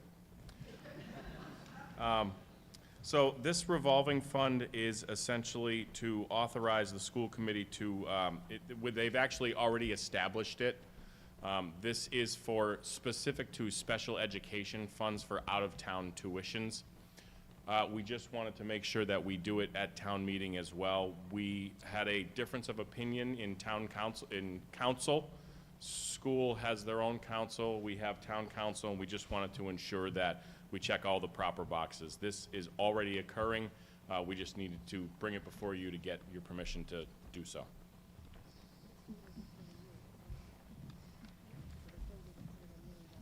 Any questions on Article 15? Yeah. Bill Horgan, Shamar Road. What was the difference in opinion? Difference of opinion? Why do one say one? My apologies. I just asked for the difference in opinion between the two councils, just so we can understand what it is that we are voting on. We believe under the statute that town meeting is supposed to also authorize it in addition to the school committee. And it's all funds that go through the schools. They don't come into the town. Thank you.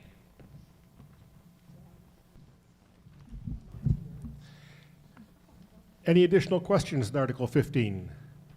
Seeing none, move to a vote. All in favor, please raise your cards. Thank you. You can put those down. All those opposed? Agreeable crowd. Another unanimous, Jess. Article 16, Community Preservation Act Committee.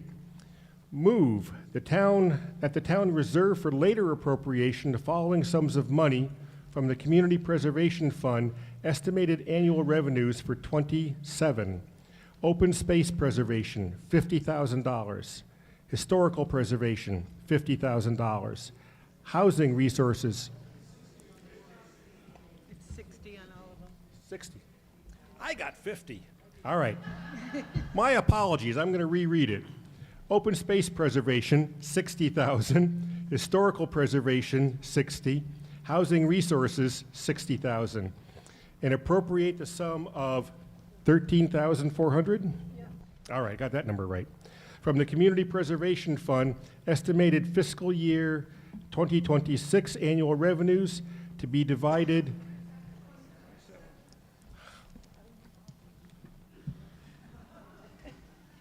Okay. I'm reading what they gave me. To be divided $5,000 for all necessary and proper expenses of the Community Preservation Committee for the year, including any administrative expenses, and $8,400 for the Community Preservation Committee administrative payroll. Is there a second? Finance Committee, Select Board recommends 500. Community Preservation Act Committee recommends 800. Mary, are you around? Mary? There she is. Mary Fair, 179 Hockenham Road. This is again another annual article that we have. It's required by the town bylaws. 10% of the anticipated revenues that go into the Community Preservation Act Fund for fiscal year 27 are to be put into each of the three categories: open space, which includes recreation, historic preservation, and housing resources. The other 70% can be used for projects in any of those categories. The 13,400 is split. The 8,400 is the CPA's share of the land use coordinator's position, and the 5,000 is for any expenses that the Community Preservation Act Committee might have. Unspent funds out of that 13,400 go, at the end of the fiscal year, go back into this general fund. Any questions on Article 16? Seeing none, move to a vote. All in favor of Article 16, please raise your cards. Thank you. You can put those down. All those opposed to 16? Unanimous. No, wait, there was somebody? Oh, okay. One no vote, the motion passes. Thank you for catching that. I appreciate that. Article 17, Lake Warner Phosphorus Remediation Project. Move the town transfer $9,450 from the Community Preservation Act Open Space Fund to the Friends of Lake Warner for a comprehensive phosphorus evaluation performed to develop a customized remediation plan for Lake Warner under terms delineated in Article 17 of the annual town meeting warrant, May 7th, 2026, and incorporated by reference herein. Do I have a second? Thank you. Select Board recommends 5-0-0. Community Preservation Act Committee 6-0-0. Mary, is that you? Mary Thayer, 179 Hockenham Road. I'm chair of the CPA committee. First of all, I want to just say right now the total CPA fund is $2,700,000. Of that, available is $1,913,742, and we also have $786,862 that has already been approved for projects that haven't been completed yet. We do have a brochure in the back if you're interested in more information on the CPA, and we're having a meeting on Monday, May 11th at the Senior Center to discuss it even more and talk about any projects people might be interested in pursuing through the Community Preservation Act. So please join us there if you'd like to. For this article, the Friends of Lake Warner a few years ago, 2023, had been approved at town meeting to have money done for a study at Lake Warner on how to restore it for recreation and for the health of the lake. That study was done, and one of the highest priorities was to deal with the high level of phosphorus in the lake. So this amount here, the $9,450, is to have a qualified company come and give them the exact dosages they need for the treatment and when and the details. So this is the highest step in their plan overall. So that's what they're asking for town meeting now. And on a personal note, having some experience in the water industry, phosphorus is rocket fuel for algae and plants. So this is something to cut down on the algae and the plant growth in Mount Warner. So just wanted you to be aware of that as well. Any questions? Andy Morris, Friedman, 45 Roosevelt Street. I think we have a representative from the Friends of Lake Warner here who can explain what the goal of this project is, and I request that he be permitted to address the town meeting. Is he a town resident? Not anymore. Not anymore. I don't think we need to. I don't think we need to. We're going to move to a vote, and I don't think we need to, unless somebody has a disagreement with that. Seeing none, okay, we're going to move to a vote on Article 17. All those in favor, please raise your cards. You can put those down. All those opposed? One opposed. The motion passes. Article 18, move the town amend Section 1.2 definitions of the zoning bylaw by adding a new definition, accessory buildings, as written in the warrant. Do I have a second? Planning Board recommends 500, and Jim, you're up. The original accessory, there is a clause in the existing bylaws that was adopted in May of 1987. And basically, an accessory building is defined as any building incidental to the main building or the residence. And under the ADU bylaw, an accessory building can be converted into an accessory dwelling unit, either detached or attached. An accessory building, under the current zoning bylaws, can be 15 feet from the rear property line. Side yards are both set at 15 for the residence or whatever. A residential building is going to be 40 feet from the rear lot line.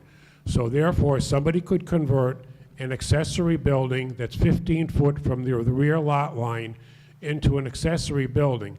And the whole idea is that does the neighbors really, more than anything, really want to have a residence that close to their backyard? So this simply defines a accessory unit building as 350 square feet. So you can still have an accessory building set back 15 foot. However, the chances of getting an accessory building of 350 square feet converted to an accessory dwelling unit by the zoning and by state law is very slim. People don't want to live in a 350-foot square building. They really want something larger, and most accessory dwelling units that we've approved or anybody in the locality has seen has been closer to 900 square feet. Any questions on Article 18? This is a 2/3 vote. All in favor, please raise your cards. Thank you. You can put those down. All those opposed?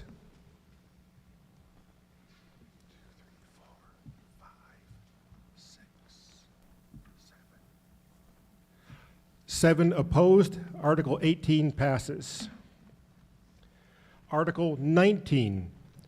Move that the town amend the zoning bylaw, section 4.3.7, as written in the warrant. Is there a second? Second. Planning Board recommends 500. Jim. This article was originally adopted in March of 1977, and it was amended in 1998, May. And this last sentence that we're trying to erase or to take out gives the planning board, at least in our opinion, too much authority. This should really go to the zoning board of appeals and show a hardship, because a couple of comments, I'll be honest, we don't know how this got in there. It got in there, 20 years, almost 30 years ago. Oh, yeah, almost 30 years ago. And we were kind of surprised when a local surveyor brought it up to us recently, and, well, we were surprised, and we said it shouldn't be there. This should be, the last sentence should really be a zoning board of appeals decision, not the planning board. Any questions on Article 19? Yes, sir. So if we vote for this and we name and address, I'm sorry. Cam Weimer, 7 Sunrise Drive. If we do vote for this motion, it's not going to have any authority. Shouldn't we have it be zoning board appeals versus planning board, so we know that we have that oversight? In other words, everything that you see in black will stay. The red part will be eliminated. So if somebody really wants to do something other than what's in black up there, the 150 by 150 square, they would need to go to the zoning board of appeals and show a hardship. Is that already in our existing zoning code? This is in the zoning code today. Exactly as written, the red is there. My question is, does the zoning board authority also in the code? Because your motion doesn't mention that. Yeah, it doesn't need to be repeated In the beginning of the zone, in section, I believe it's section 5 or sec 6, it gives the zoning board of appeals authority to waive anything. Thank you. Okay. Okay.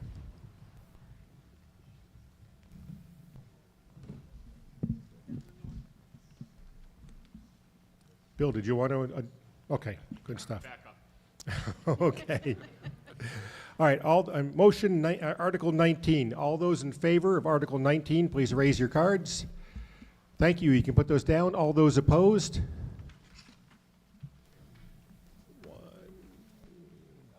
One opposed. Article 19 passes. Article 20.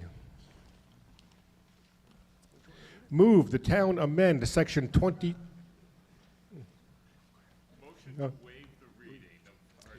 I'm just making a motion right now. It's a very short motion, I promise. Move that the town amend Section 26ADU of the zoning bylaws as set forth in the warrant. See? Planning Board recommends 5-0-0. Bill, I assume you're up. Oh, Jim, I'm sorry. This is a simple majority vote because it has to do with affordable housing. Now, 90% or thereabouts of Section 26 exists. It was amended in fall of 2024 when the state revised the accessory dwelling unit state code. And when we put it forward and it went to the Attorney General, there was a few sections that they didn't like, so they crossed them out. And everything that's in italics has a strike through in this article is the change. Everything else that's at regular type exists today. And to try to get in front of you and say, from experience, I'm talking here, you know, add this, change this, cross out this, it would be so confusing. None of us, including the planning board, would be able to adequately explain it to you. Therefore, by putting the whole article in front of you, you can see the several minor changes, and that's really all it is some minor changes. There's nothing of any substance. There are some changes, don't get me wrong, but there's nothing substantial in the ADU bylaw. Any questions on Article 20? Yes. Jonah Bruger, 21 Norwalk Drive. I see a lot of the strike-through is single family. Does this mean that multifamily is in? Because that's a little confusing to me with the suggested edit. Oh, hang on, Jim. Jim, hang on. So the state law that we are correcting to says principal dwelling. And principal dwelling is defined as a 1 to 3 family dwelling. So you can have an ADU on a lot with a 1, 2, or 3 family dwelling. But the term is principal dwelling. That's why the AG wanted to strike single family. Thank you. That's perfectly clear.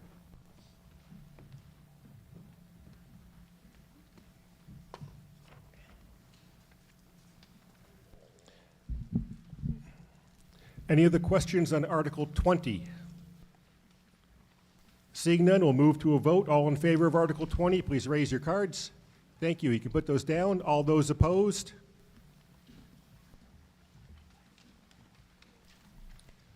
That's unanimous, Jess. Article 21, that the town amend, move that the town amend 28.5.3.4 of the zoning bylaws as written in the warrant. Is there a second? Planning Board recommends 5-0-0. My notes say the Planning Board will explain. This does require the 2/3 vote.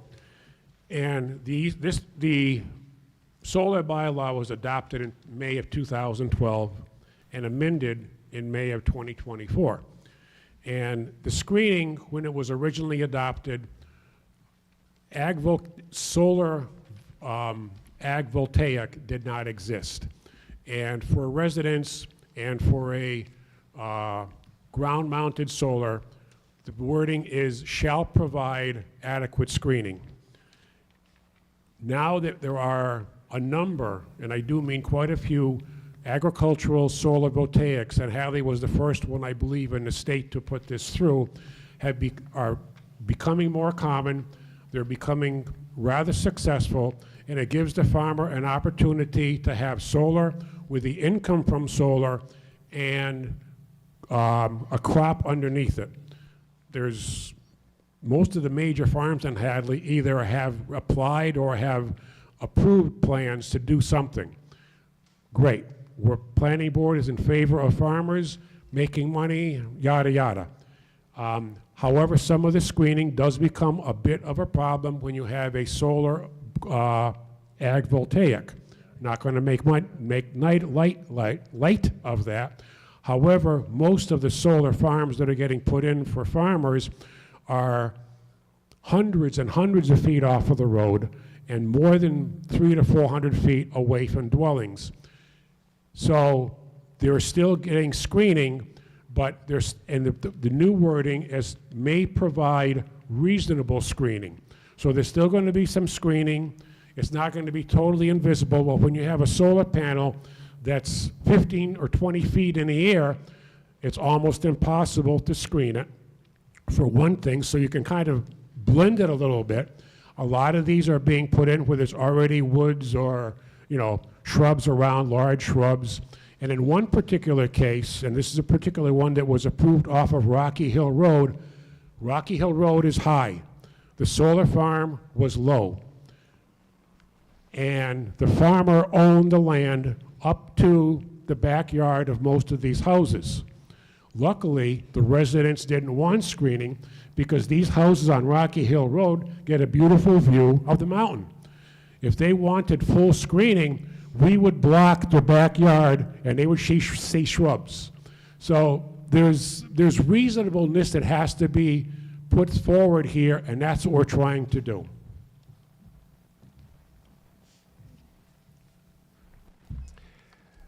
Any additional questions? Oh, coming up. Okay, thank you. Susan Del Molino, 399 River Drive, North Hadley. In full disclosure, it was a project north of my house that was approved by the planning board and that I appealed to land court. Screening was an issue, serious flooding runoff was an issue, and there were a couple other issues. The planning board disregarded the obligation to screen, and I would have liked to have seen the planning board encourage the applicant to work with the neighbor to work out all the issues.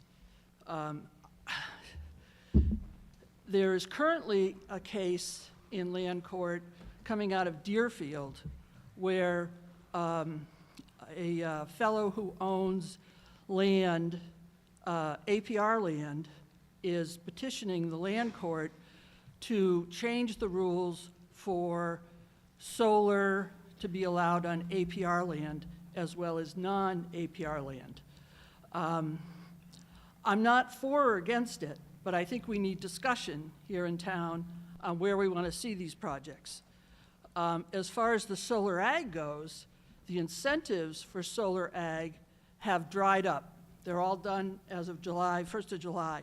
So if you're not well on your way right now, you won't get incentives from the state. So to change this now opens the door for any large-scale solar to be put most anywhere that's appropriate, and screening would not be an issue. In other words, the neighbors wouldn't have anything to discuss with the applicant. I think it's too permissive to let the planning board decide, given that they have disregarded it in the past. So I think that we should leave it as it is, see what happens with solar development, and go from there.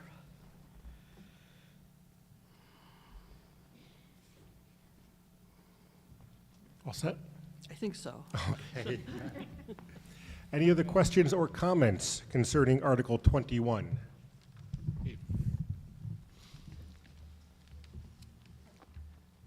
Bill, okay, Bill. Bill Dwyer, Planning Board, 388 River Drive. The other problem, or the problem I saw with the original language, is that it contained a mandatory and a discretionary component. When it said the Planning Board shall require reasonable screening. Didn't say any specific type of screening, just reasonable screening. So that opened up endless debate about whether 3-foot high or 3-foot high plants that will grow to be 12-foot high plants versus 12-foot high plants are reasonable. So this does not say there will be no screening. It just gives discretion to do it situationally. Hi, Tony Fiden, Cold Spring Lane. I just want to concur with Mrs. Delmolino. Her points were well taken, and this is one more protection that would be removed. I asked several years ago the Select Board, the Planning Board, and the Climate Change Committee to take a comprehensive look at this agrivoltaics and solar in general. That was not done. It's been done piecemeal, and most of the town officials are very pro for this type of thing, which is fine, but we still need our protections, and this is one more that's going to be stripped away from us. And the situations, the reasonableness is still there. So let's leave this in as it is, that at least it puts the burden on the developer to take that effort rather than remove it and leave it to the planning board, which has been cheerleading for these things for a long time. So we need some type of protection. As a point of clarification, Jim, I'll ask you. The current law states is the reasonable part of the current law? Shall means you must do it. Reasonable gives the discretion, like Bill just said. It's like a dual-edged sword. You shall be reasonable. Shall provide reasonable screening or adequate screening. So there's a lot of discretion in there, and we're simply, may means exactly that. You may be able to do it, not as an absolute positive thing. So it kind of takes away the ambiguity. Okay. Joe Sekowski, 92 Shattuck Road. I've had ag solar for 3 years, and it's worked very, very well. We've gotten 3 wonderful crops from those fields, from that field, and we also supply the power for 35 homes. So it does a lot of good. It also contributes a lot to the town as taxes. I believe a 2-acre solar field contributes nearly $20,000 worth of taxes to the town, and a town that needs the money right now. The ag solar, the difference with ag solar from what was written years ago was you have to be able to operate your equipment if you want to get a crop. So you have to go in to be able to plow the land and plant it and cultivate and harvest your crop. To have somebody say you have to put up a screen or a fence or solar means it's not practical anymore. You can't turn your equipment around. You can't get the crop. You won't be able to produce the food. And in the book Atlas Shrugs, Ayn Rand said that when people who don't produce anything start telling the people who produce everything that they can't do it, we're going to be hungry. So this also another point is that the state law, which I'm not a lawyer like Bill or anybody, but it's Chapter 40A, Section 3, Paragraph 9. No zoning ordinance or bylaws shall prohibit or unreasonably regulate the installation of solar energy systems. In other words, having somebody force you to plant arborvitaes tight to your field so you can't operate your equipment is the very definition of unreasonable. So we produce both food for people, and we also produce energy, things we need and everybody welcomes. So we shouldn't put up obstacles to make it more difficult for farmers already under difficult circumstances. Thank you.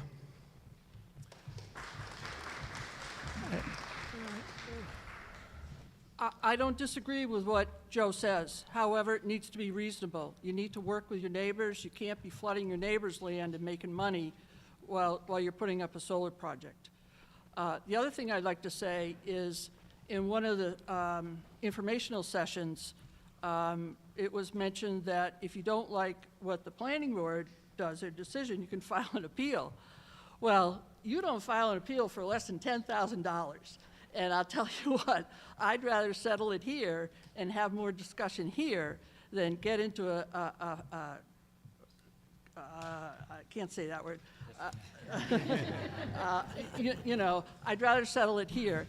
And during the course of this appeal, The attorney I had to hire requested minutes and records, and it turns out the planning board, with all their years of experience, have not approved or written up, voted on minutes for over 10 years.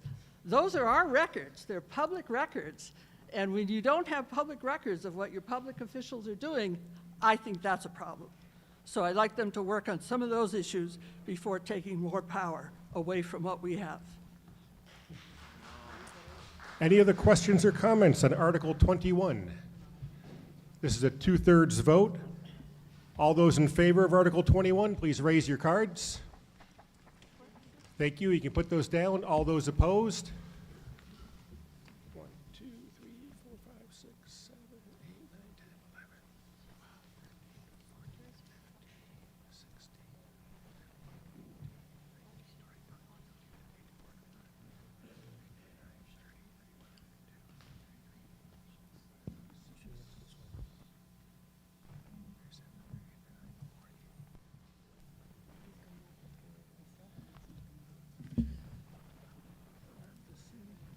What's that? You have counters go out?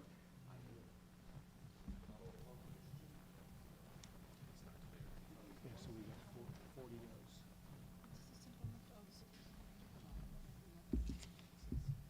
Okay. My counters. I have 2 sets of 2 counters. I'm calling on you this evening. David, you're the head of the counters. If you could rally up your team. And come on up to the front, please.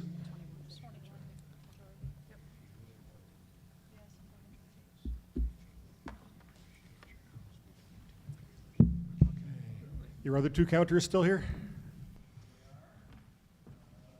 There's Tim.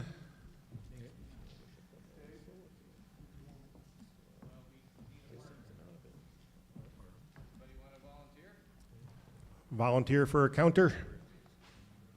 Andy?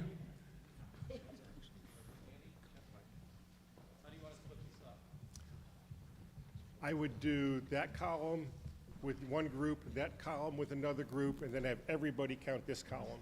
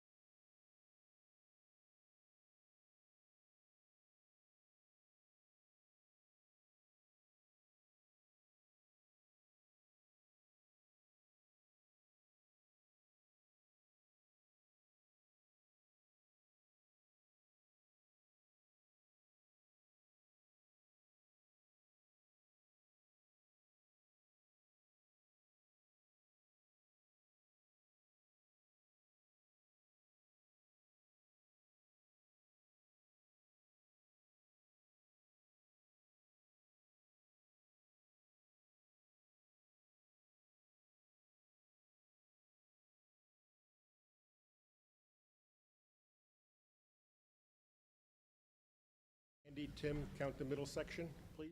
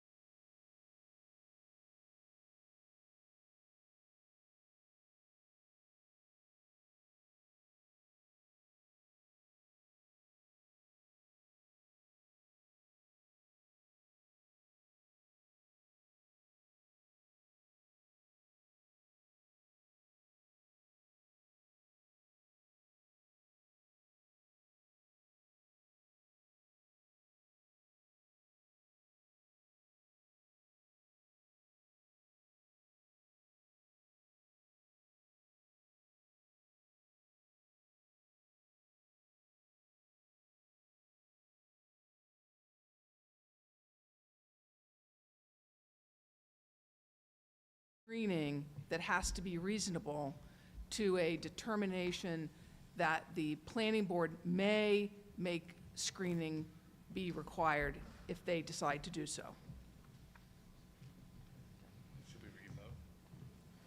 Okay, the no votes are 56. Now, for Article 21, if you are in favor of Article 21, please raise your cards and hold them up high. All right, hold on. They're getting the game plan. This is a majority. Yeah, this is a simple majority. No, that's actually. No. This is a 2/3 vote. Yes, it's a 2/3 vote, correct. It's a zoning change. I'm sorry, I need to motion for a recount. You can't explain what the vote is after it's been cast. I'm sorry, that's not appropriate. We should recount.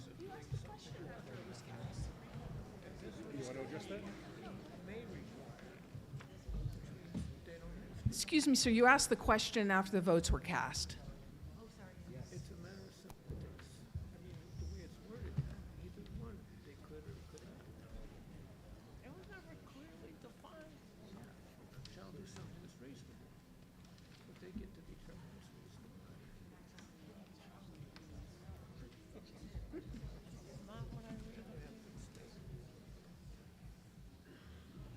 I'm not voting.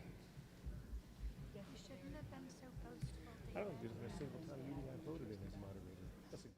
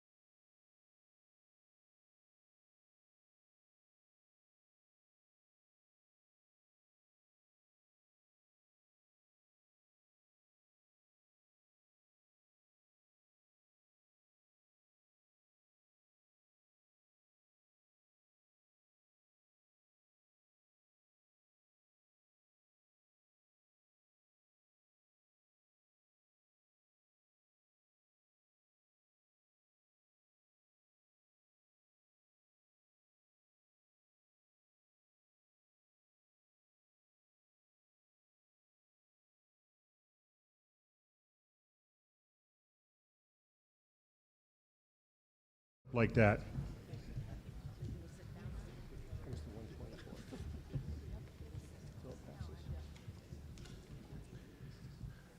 With a vote of 56 to 124, Article 21 reaches the two-thirds majority and passes. Article 22, move the town amend Section 3, Note 5, 75,000 square feet of the zoning bylaw as written in the warrant. Do I have a second? Second. Planning Board recommends 5-0-0. Planning Board will explain. Jim, you're up. This article was proposed by petition in 2006 for a 50,000 square foot limit. It was amended on town meeting floor to 75,000 square feet. Given the tight finances and everything else in town, the planning board is proposing to eliminate the limit on 75,000 square feet building, business building, and therefore there would be no limit.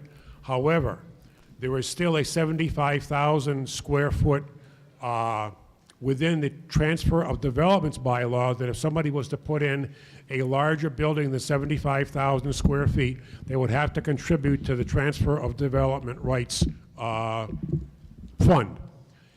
Also, there is nothing before the planning board, nor has any building come into the planning board with this idea.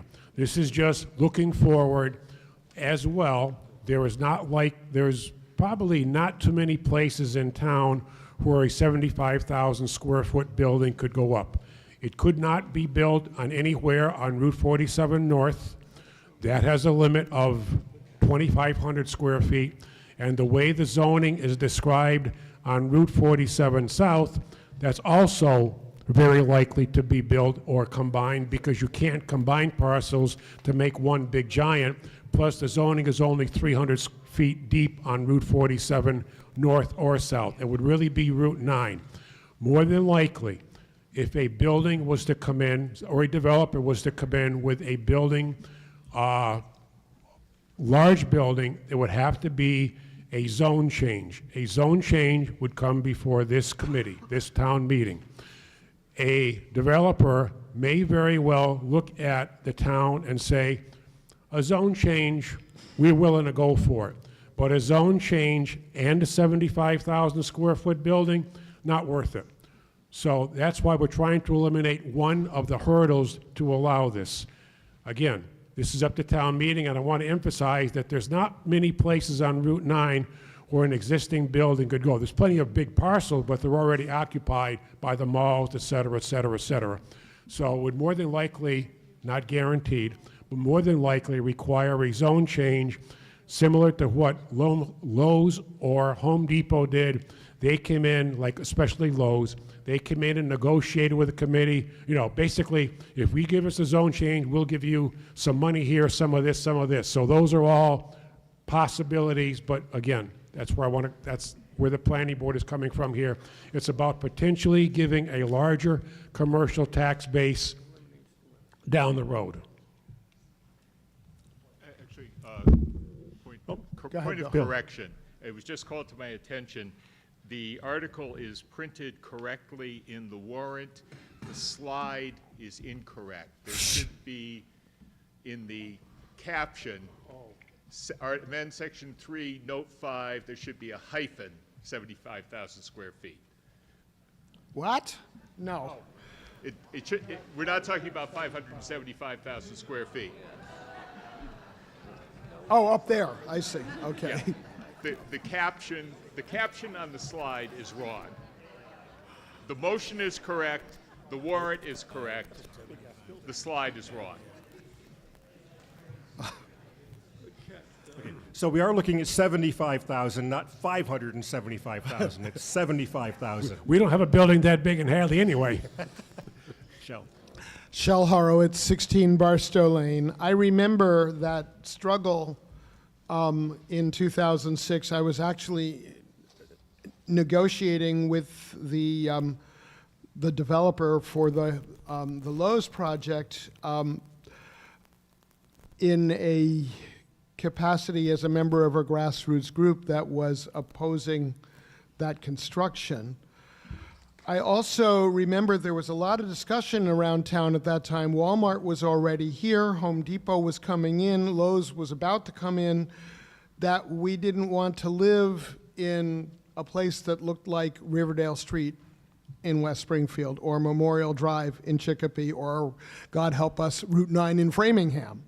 That we wanted the small community feel, we wanted to encourage local businesses, not big conglomerates. One of the other issues in this time, in 2026, is that retail, nobody's really building that much enormous retail anymore because everybody goes to you-know-who and gives their credit card over the web, and out come the people in blue with their package. But let's talk about what this might do if data centers want to come to town. Data centers with their enormous use of energy, their enormous use of power. There are relatively few jobs that are created. I think I would like to see the protection that if somebody wants to do an enormous project way out of scale with almost everything else in town, that yeah, they should go get that zoning change and we should be able to have our public input. So I am jet lagged and exhausted, and I've been home since 5 o'clock after being away for 3 weeks, and I'm still here because I wanted to make sure that I could speak on this, and I'm voting no. Andy? Andy Morris, Friedman, 45 Roosevelt Street. As I recall, this passed town meeting because we wanted to keep out the super Walmart. So if we vote to take off the restrictions, then super Walmart could come back in for a second bite at the apple, which of course would not be so great. Many towns are finding that their commercial corridors are starting to fail, and that they have massive empty buildings and dead malls. We all remember when we had one.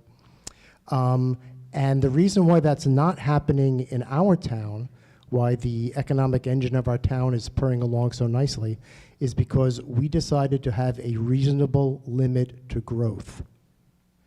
If we had 3 massive mega malls in Route 9, the traffic would be so bad that everyone would shop somewhere else. And then our economic engine would sputter and die. So please, keep the sensible limits to growth in place. You wouldn't let a weed or a giant tree grow and take over your garden. Don't let one of these mega malls take over Route 9 and kill the goose that lays the golden eggs.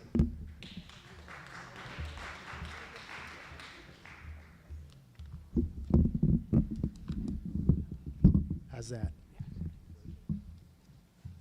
Michelle Morris Friedman, 45 Roosevelt Street. I would love to see studies about how big developments affect small businesses. I'm guessing there are probably 100, roughly, small businesses, optical practices, dental and medical offices along Route 9. If big companies come in, I think the economic pressure on the land by big companies to buy parcels up and create a larger store could be a problem. I don't see small businesses in the same way along Riverdale Road in West Springfield.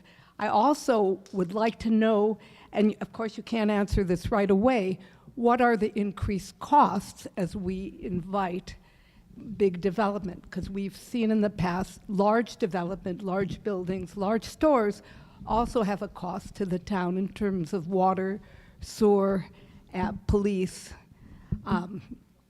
and road wear and tear. So I'd love to see, if this comes up again, a cost estimate of the cost to the town over and above the tax revenue that could come in. Was that right? Oh, David? Oh, okay, you were up first. Okay, yes. Erica Hollister, 225 Middle Street. I wanted to reiterate this idea that the big building might not be retail next time, and that a data center could be built on farmland, and it would not necessarily have to be on Route 9. It could be, I don't know, but it certainly is something that the zoning committee would want to discuss without having given away their bargaining chips.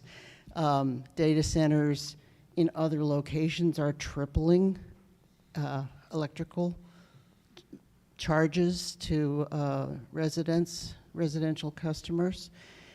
They use an enormous amount of fossil fuels to run them, creating pollution and bringing in a lot of fossil fuel trucks into town or pipelines. I don't know how they do it, but is that really something that we want to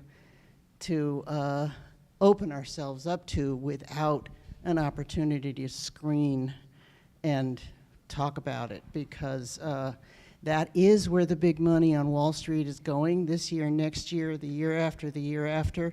It's not in new Walmarts. It's going to be in data centers. And it's crushing rural small towns all over this country already. So look into the future, keep controls in place. I would vote no for loosening the structure here. David.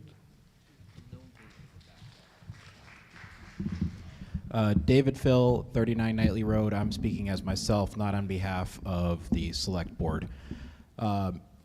This note 5 specifically mentions retail. So the fear-mongering about data centers and all that sort of stuff, this note refers to retail cap. So I just want to bring up to everyone's attention, one of the things we've been fighting about for the last 8 months is how to pay for things in this town. And what we have that pays for these things in town, other than taxes, is growth, right? Local receipts, meals tax, rooms tax, things like that. So if we don't want to keep coming back for Prop 2.5 overrides and raising taxes and dealing with things like that every year as costs increase, we need to increase our tax base. And the only way to do that is to grow. As Jim mentioned about the planning board, there's 2 hurdles. One, someone would have to come for a zoning change, which would have to come back in front of town meeting in the future. This eliminates one of those 2 hurdles. So that way we can get somebody that might be interested in coming in front of town meeting for a potential project. Whether that's a Walmart, we already have one of those, but a BJ's, a Costco's, whatever. Something that's on those larger size that would attract shoppers to our area to spend their money here versus West Springfield or somewhere further away. So we could capture that revenue here and support our town. Thank you.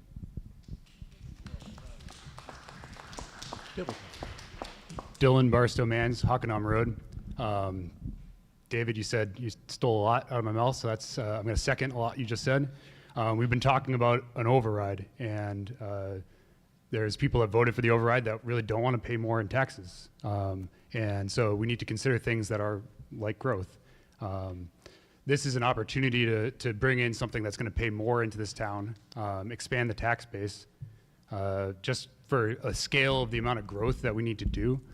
The $1.5 million that we're short, we would need $136 million in additional assessed value in this town. That is equivalent to 8 of our largest parcels. So another mall, another Mountain View, another Lowe's, another Home Depot. We don't have much more land to do that in, and so what we have to do is take Route 9, where we have decided to put our density, and expand it, and bring in an opportunity for a larger option that could pay more in tax revenue. So I'd like to end it with Prop 2.5 is a growth mandate, and we got to figure out how to grow because we can't override ourselves every time. And I will also add that we have APR at about 22-23% of our land mass. That takes the assessed value out of the land we are saving for farmland, which I am very much for. But if we're taking that out of a quarter of our land mass, we need to find assessed value somewhere else that should be on Route 9. So I'm voting yes. Dylan, can you lower that? Can you lower that? Thank you. Thank you. Okay, Paulette Kozdeba, 40 Knightley Road. I just have a clarifying question. If I heard you correctly, the purpose of removing this is to remove a conflict in the zoning where it says that if there is something greater than 75,000 square feet, they have to contribute to the transfer of development rights? and this says that nothing can be greater than 75,000? Yeah, it's not really a conflict. The TDR was put in before the, I believe that was the 75,000 limit. But the 75,000 under the TDR it's a complicated issue. So basically, I don't want to call it a conflict, but this prohibits anything larger than 75,000 square foot retail being built in the town of Hadley.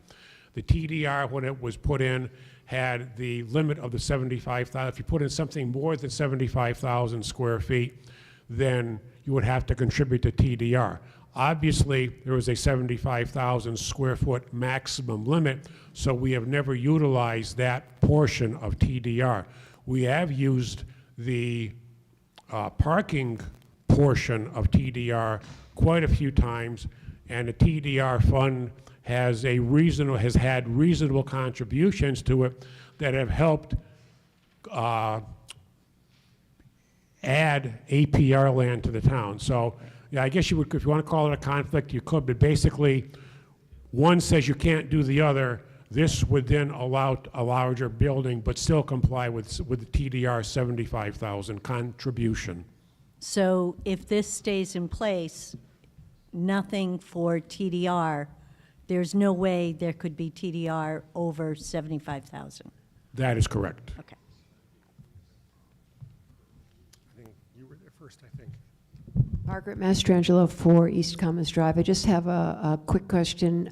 Can someone tell me roughly how big Home Depot is, for instance, right now? Is it 75,000 feet?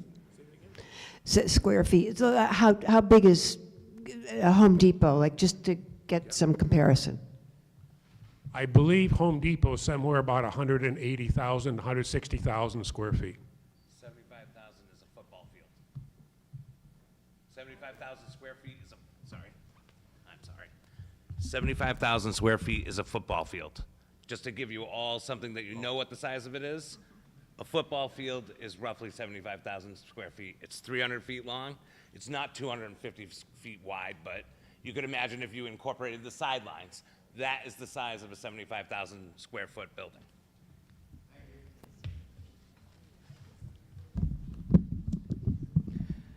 Melinda Nielsen, 20 Middle Street. Mr. Moderator, Select Board Member Phil said that if we have a bigger big box store and it's attracting more people to spend their money here, that's better for us economically. Now I think to myself, if it's a big box store, all that money is going to go to corporate.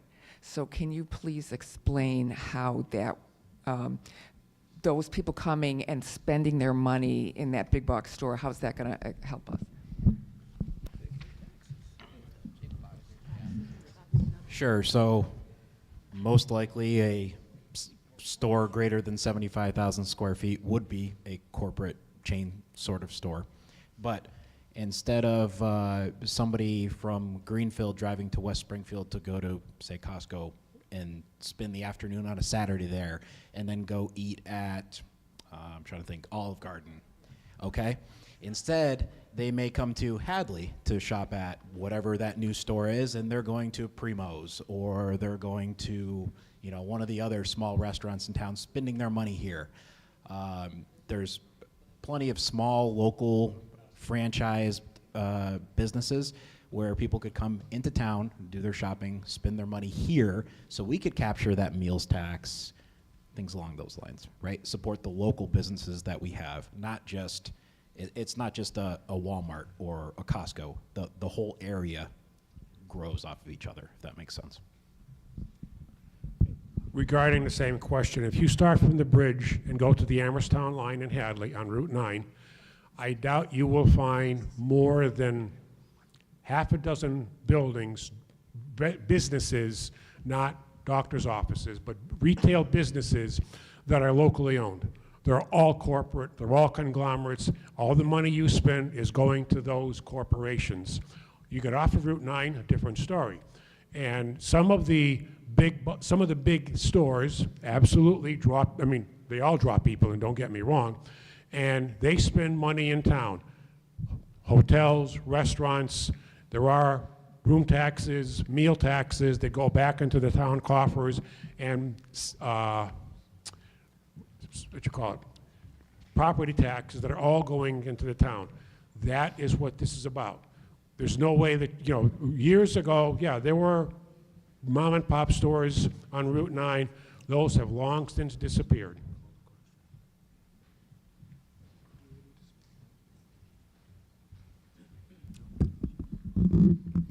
Shel Horowitz, still 16 Barstow Lane. That's actually not true. I mean, David mentioned Primo's. I like to eat at the Korean restaurant. Other people like Stable's Sandwich Shop. Those are three off the top of my head mom and pop businesses, not national chains, on Route 9. I think, as a Costco member and occasional shopper, it would be really nice to have something like that closer to town, but I also remember that there was a similar membership store in Hadley in the 80s that failed very quickly. West Springfield has the whole Springfield metro area, Springfield, Westfield, Holyoke, Chicopee. They're drawing a much denser population. I think that the marketing analysts in a store like that are not going to come here because they will have known that the attempt to do a membership store was a failure. They will have known what the traffic situation already is. And let me tell you, as a Costco shopper, it can take 10 friggin' minutes to get in or out of that parking lot and back onto Riverdale Road. It is not a good experience. We don't go out of our way to do it, and typically the only times I go to Costco, unless I need something special like a pair of glasses, and Vision Works, there's another, well, no, they're not mom and pop, they're a chain, never mind. But they, the logistics of dealing with that store are not fun, and basically if we're driving back up from New York during their business hours, we will stop, and otherwise we'll wait until we are. So, I just don't see this happening viably in Hadley, and I think if somebody comes with a good proposal, we could evaluate the proposal, and presumably they will have done their number crunching and see if it's going to work. But I also, I don't see big retail as being the kind of player in the future that it was in the past. Yep. Yes.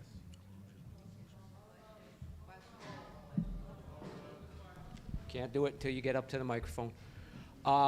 Randy Iser, 2 Autumn View Drive. Listening to everybody talk, we're afraid of something coming to town that can only happen if we reuse what we have now. There is no place on Route 9, which is the only commercial district we have, that a building of this size could go on unless it's already developed. So it would be a redevelopment situation. There's no parcels that can be combined, again, other than what's already here. So if we have something that, a business that goes out and we've got space in a building, let's say Walmart goes out, I know it won't happen, but hypothetically, and then the store next to that goes out, and the store next to that goes out. Now we've got all kinds of space that we could reuse, which is probably bigger than the 75,000 square feet. So I'm not concerned that we're going to get new buildings in here. And to reiterate what David said, the bylaw specifically states this is for retail use. So data center is out of the picture. Jim Shea, 32 Middle Street. I move to call the previous question. All right, all conversation stops. All in favor of moving to a vote, please raise your cards. You made a popular motion. All those opposed, please raise your cards. No? Okay. Passes unanimously. Moving directly to a vote. Article 22. All in favor of Article 22. This is a 2/3 majority. Please raise your cards. Thank you. You can put those down. All those opposed. 1, 2, 3, 4, 5, 6, 7,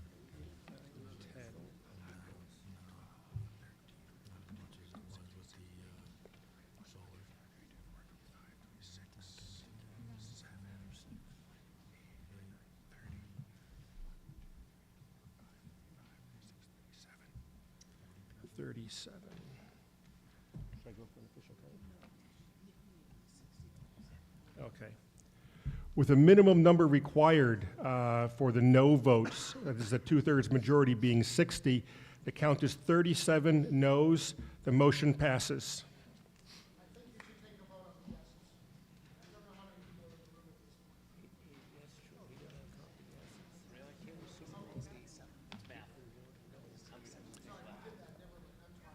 Okay, all right, he withdrew.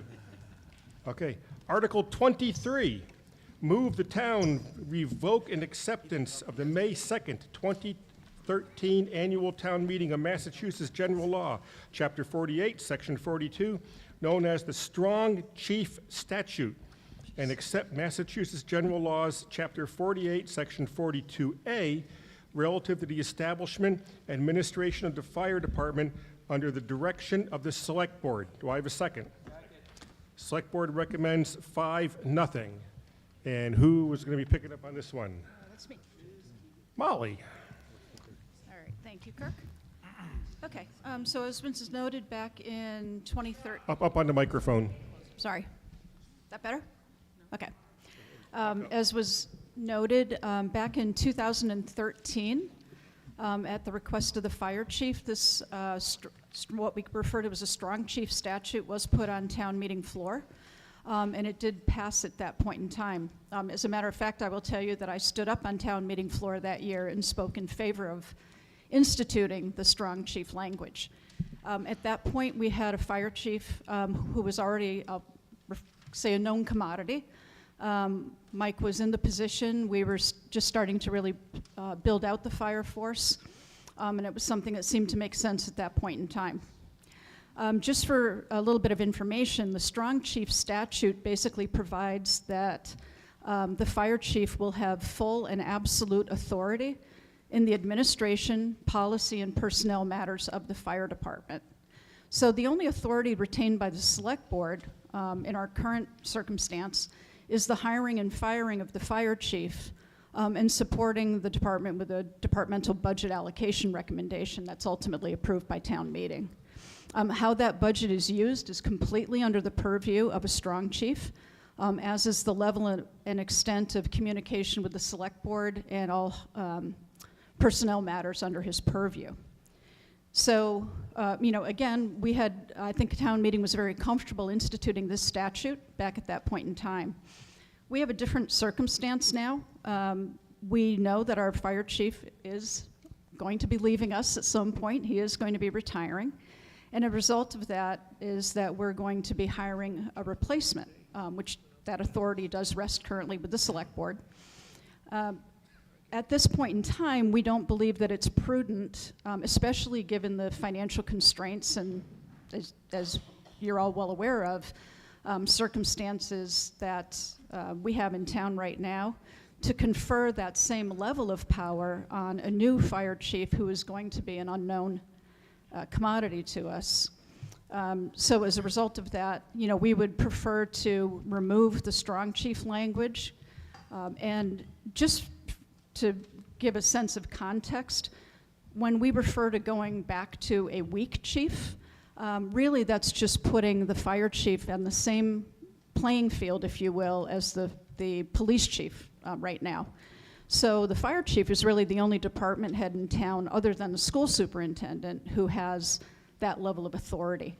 So, this isn't anything personal at all. As a matter of fact, we're purposely doing this at a time where we're in transition, rather than waiting for somebody to start and then bring this to town meeting and have it look as though the individual's, not doing a good job or whatever. So that's not at all our intent. One of the arguments in favor of the strong fire chief or language is, you'll hear concerns about wanting to avoid any sort of political interference with the running of the department from the Select Board, and also putting the fire chief at risk, that we would hire somebody and then, 3 of the 5 of us could kind of willy-nilly just say, oh, we don't like the way that they look and we're going to get rid of them. That would not be the case. Of course, the individual coming in as our police chief would have a contract and that contract would have termination for cause language in it. So again, we're not trying to harm a new fire chief in any way. We want to make sure that it's all fair and above board. And the other thing I would say is that the concern has been expressed that the select board wants to do this because we may want to interfere in the day-to-day operations of the fire department. Again, I think it would be fair to ask our police chief, our DPW director, and other department heads that that's not the case, and we don't intend to start that practice now. So I think that's really been a non-issue. You know, and another piece of information is across the Commonwealth of Massachusetts, there's really no particular trend. In doing research about this, what we're finding is that some municipalities are just now adopting strong fire chief language. Other municipalities like ours are considering going back to the weak chief language. It really depends on the circumstances within a particular town. So at this point in time, again, we think the time is appropriate to make this change. And this does not preclude us down the road, if we have a great experience with a new fire chief, from putting this language back in place. Any questions on Article 23?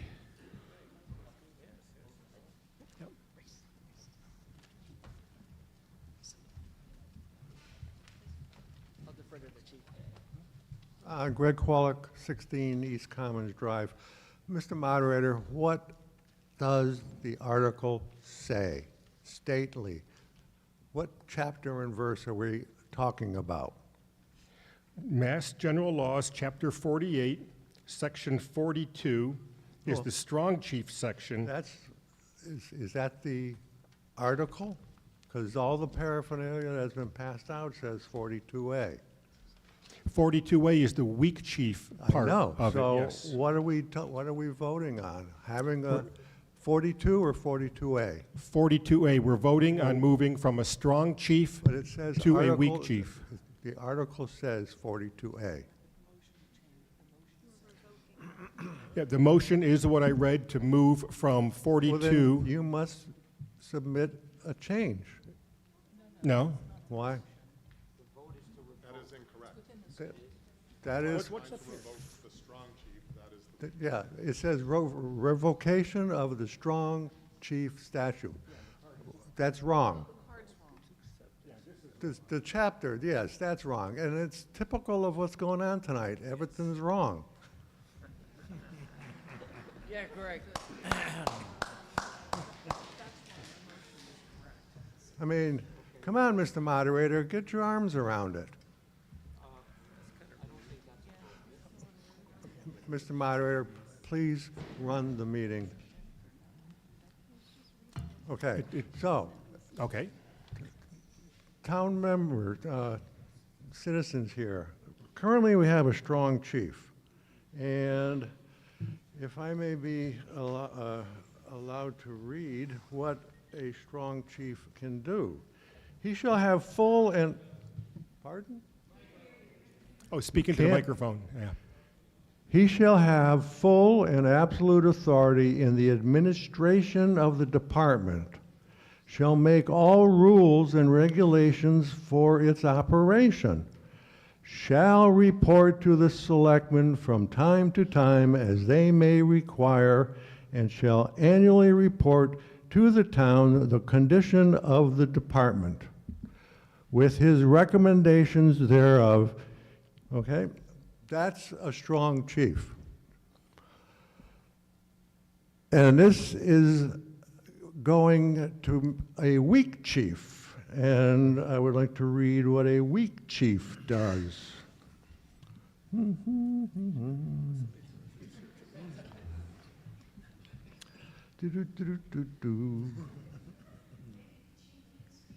Oh, no, I've already talked. I've got it, it's right here. The chief's got it right there. Aha. Okay. The selectmen may make suitable regulations governing the fire department and the officers and firemen thereof. I would like to ask how many of the selectmen know how to run a fire department?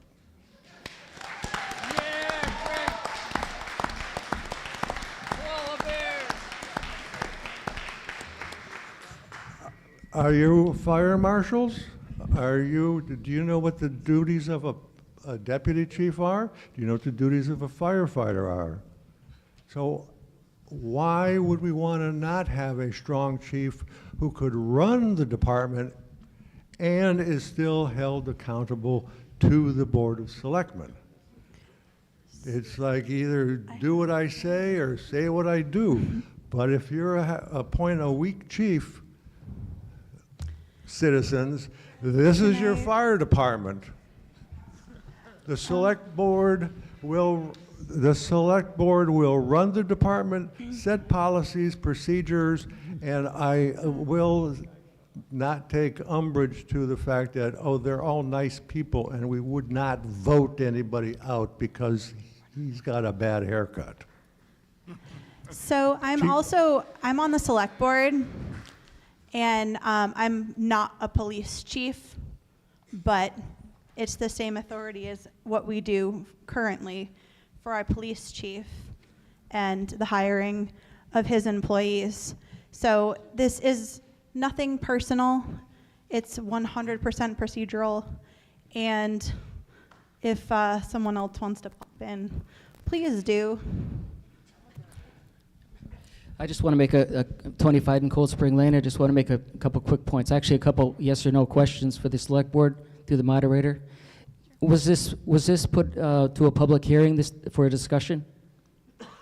This question, whether we should have it? No, it wasn't. Did you submit it to a subcommittee to review, to study it? No, it wasn't. Did you put a study group, any forum, to actually look at this question? No, it wasn't. Actually, it was not discussed at all. It was never even discussed seriously by the select board. It was discussed as part of the warrant. And you said, Ms. Kagan just said that it was researched. Why wasn't that research brought out in a public hearing and discussed at a public hearing? I know that one time, the chief actually several times tried to speak to this, and he wasn't even allowed to speak. At one meeting, David Phil was acting chair, and the chief tried to speak. And I quote David Phil, he said, the chief said, "Can I speak on this?" David Phil said, "Be quick." That's the kind of, that bothered me. That's a quote, Mr. Phil. I think I have the floor. That's right actually now. incorrect, and you're taking it out of context. That was a public comment portion of the meeting, I believe, which was limited to. Did you say be quick? 3 minutes. Yes, 3 minutes. Okay, just let me finish my point. Just like I let everybody else in the same meeting. You're not letting me speak, are you? So, my point is, this is a permanent change. It deserves to be taken seriously. It should have been put to a study group, a public hearing, and then we could make a decision on it. I think this needs to go back and have a serious discussion. Just for clarification, this conversation came up in the context of our negotiations with the chief as he's on his way out the door in retirement. So no, there was no public hearing on this because it's a personnel matter, and that was the place where the matter was discussed. It's clearly not permanent because we wouldn't be having the discussion tonight if it was permanent. We're coming back to town meeting for a revocation of a decision that was made previously. And again, I do want to reiterate what my colleague Amy said. Similar to the police department and the DPW director, we are not DPW professionals. What you are electing us to do is to hire people who are competent to do the job. Same as the school committee. The job is to hire a school superintendent who's competent to do the job and not to interfere with their decisions and abilities. So this would be nothing different from that. I think, again, the concern is that we just want to make sure that we have a better handle on the operations relative to the cost impacts to the town, especially with a new fire chief starting. So this is one that we're actually trying to respond to comments from the public who have been concerned about some decisions that have been made, and we really had no purview over any of that, good, bad, or indifferent. So we want to be more accountable. And the fire chief is chomping at the bit here to say something, so I will stop talking and let him do so. Mike, you have the floor. Thank you. Ladies and gentlemen, thank you very much. And again, as your fire chief for the past 13 years, I remember a young lieutenant on our call force that stepped up for me because I was unable to attend the meeting for a family emergency, who stood up and spoke to you on the importance of establishing the strong chief in the town of Hadley. That young lieutenant is now an full-time employee at Wilbraham and a retired Air Force member. And he has been texting me continuously asking why this is happening in our community right now. I can tell you right now that the strong chief law, which the gentleman before me, you know, he made mention of some of it, but there's some very important information, and I also have been getting a lot of phone calls and questions asking about it. And I can tell you that our discussion at the executive session with the select board when they brought this to me, I asked them to please not do this right now. I can tell you that the purpose of the strong chief law, and it's not apples to apples with the weak chief of the police department or the DPW director. There's different components to it. But the strong chief law, the fire chief is appointed by your select board. That means they are the ones that sit down, do interviews, make sure that that person is competent, capable of providing your community with what you need to have the proper fire protection and everything. They make that decision. That's their choice. I have to put a budget together every year, just like every other department. If I had full flexibility to spend all the money that I wanted, would I have laid off half of my department this past year? No, I wouldn't. I have to have my budget approved by the select board, the finance committee, they review it, and then I have to spend within those limits. I am also required to report to them annually as to the condition of the fire department. That's when I tell them that we have a 28-year-old ladder truck that needs to be replaced. Can we please try and figure out how we're gonna, change that out? So all of that information has been provided. All the chiefs that I have interviewed, and I have a list of folks, fire chiefs, that are strong chiefs in our area, and I'll read some of them to you shortly. But I can tell you that they are asking, why is this happening? The select board has more control. The only difference is that there has to be a process. So if they don't like someone because they come in as a new fire chief and they don't like how they're operating, there has to be a reason why they want to let them go. There has to be a process. Under the weak chief, unless they have a contract that states that they can't just be fired, they can be fired at will. No cause, no hearing. So again, if they have a contract, that's great. However, I have a lieutenant on the call force right here. I have other members in this department. I have a deputy chief that's about to be hired.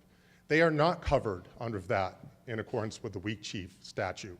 That means that if somebody, and again, I am not referencing this group. Yes, they work very well, but I can't tell you that this is going to be the same board in 5 years. So if somebody does not like my deputy chief, they have the authority to say, sorry, you're out. No reason, no hearing, no cause, no nothing. Also, they have full oversight of the response, the policies and procedures. All of that has to be approved by them before it's implemented. Again, we can start looking at, okay, we respond to all motor vehicle accidents. There's been questions as to why we do that.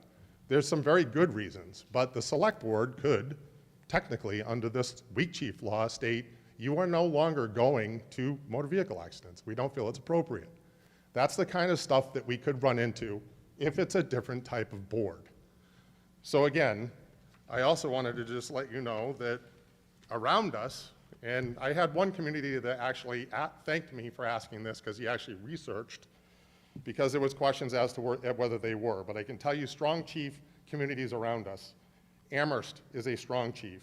Granby, Cummington, Williamsburg, New Salem, Wendell, Belchertown, Hatfield, Palmer, Leverett, Pelham, South Hadley District 1, Great Barrington, Bernardston, and Ashfield. Those are the ones that responded to me as strong chiefs. And I will also tell you the ones that responded as weak chiefs. Greenfield is a weak chief, however, they have a charter. The Williamstown chief is a weak chief, however, his contract states that he has powers to do budgets, to do everything, so it basically makes him a strong chief. East Longmeadow is a weak chief, Agawam is a weak chief, and Southampton is a weak chief. Those are the ones that responded to me. So again, I'm urging you, after 26 of serving your community for 26 years, you are going to very shortly be looking for a new fire chief. I am telling you right now that you will cut the pool down to nearly nothing. You will have a really difficult time trying to find a new chief to move into this role as a weak chief. So I'm asking you to please support saying no on rescinding this.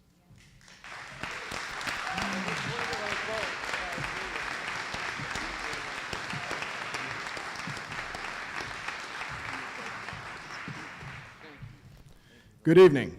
Thank you all for staying as long as you did to hear this article. Name and address, please. Robert Adair, 359 River Drive. First of all, the two gentlemen who got up and spoke first, I don't know who you are, but I'm with you. Secondly, as the chief said, I've been on the fire department since 2010. I hold the rank of lieutenant, and I can stand here to follow his words that I believe that I stand for every member of the fire department when I say that we support keeping the strong chief in place. For many of the reasons that both of these town residents and the fire chief have communicated to you here tonight, and despite the reassuring words of the select board that nothing could get personal or nobody would be removed, the fire department has taken quite a bit of abuse in the last year, and it's not that reassuring. I'm going to do something that I know that the chief wanted to do, and he got a little emotional about it because he's a good man.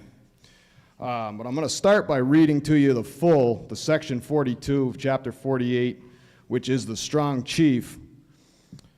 Actually, I'm going to save you the time, but I'm going to tell you the highlights that you really need to know is that the fire chief is in charge of all operations and finances of the fire department, but he may be removed for cause by the selectmen at any time after a hearing. That's on the strong chief side. On the weak chief side, the selectmen may make suitable regulations governing the fire department and the officers and the firemen thereof, and in towns which are not subject to Chapter 31 may remove the chief and other officers and firemen at their pleasure. We have a total fire department right now of approximately 15 members, 15. That's total full-time and call force. We are at the weakest point we've ever been. And like I said, we've taken some flack in this town in the last year, and we have still responded to major structure fires, 3 of which I can count off the top of my head in this town in the last year, not to mention our full-time union call guys who are here 24 hours a day, 7 days a week, who respond to calls that many of us call force members don't even know about, that range anywhere from boring and monotonous to terrifying and sad. So on behalf of the fire department, I feel comfortable to plead to the town that you please vote to not remove the strong chief. I believe that it will be a disservice to the town as a whole and the fire department. Thank you.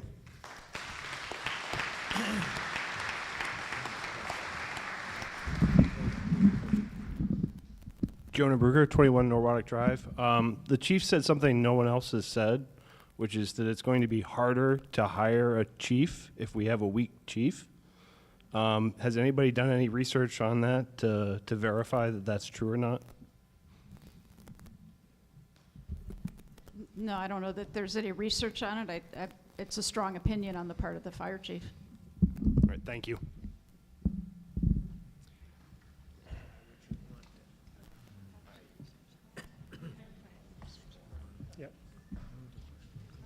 Yeah, hang on, Shell. Randy? So the fire chief said something interesting in that he pointed to the board and said, this board's fine, but we don't know who will come next. And that's exactly why we feel this is appropriate, because we don't know the next chief we're going to get.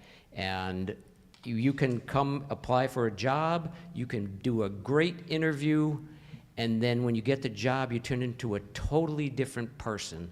So our feeling is that once we get to know the new chief and we feel that they're appropriate, then we can bring this back. But until then, we want to feel comfortable that we have a little bit of control over things.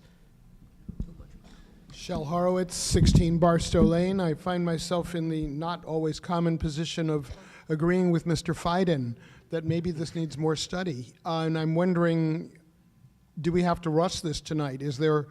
Can we take the time to be a little more deliberative and informed? I came in not really thinking much about this particular warrant article and expecting to vote yes for it. And I've heard things tonight that make me think, maybe I'm not ready to do that, and I don't really know, and maybe we need to know more as a community, and maybe it could be on an expedited time frame and doesn't necessarily have to wait till fall town meeting. I don't know what Chief Spanknable's timetable is for retiring, and that is obviously a concern, but what would happen if we took, say, 2 months to sort of figure out all the nooks and crannies of this thing? Shel, if I may address that, if the motion fails tonight, it can come back at the fall town meeting. So it's not like it locks it out for 10 years or something like that.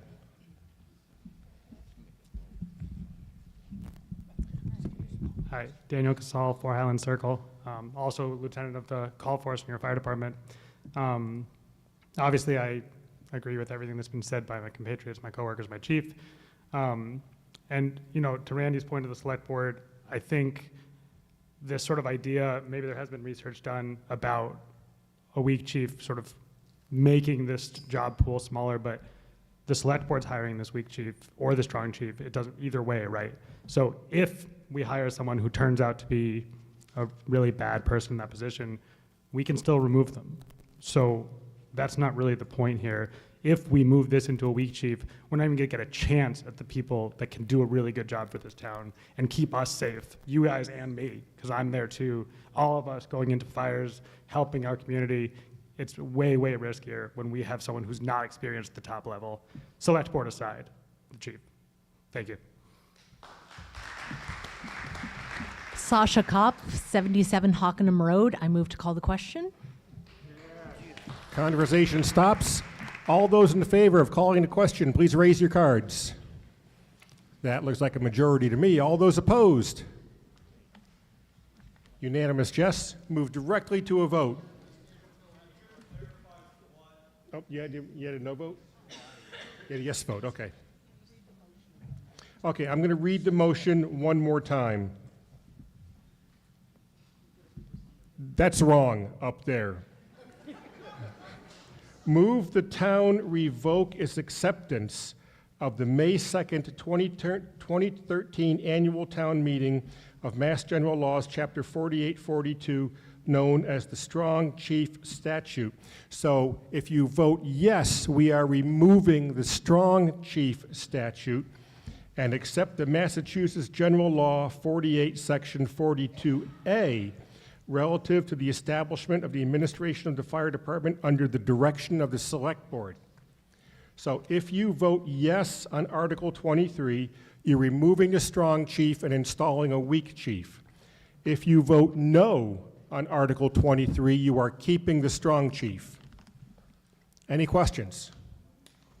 All those in favor of revoking the strong chief and going to a weak chief, if you're in favor of Article 23, please raise your cards.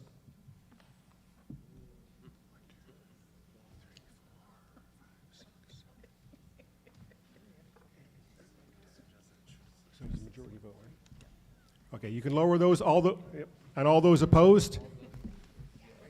It's a majority vote. Article 23 fails.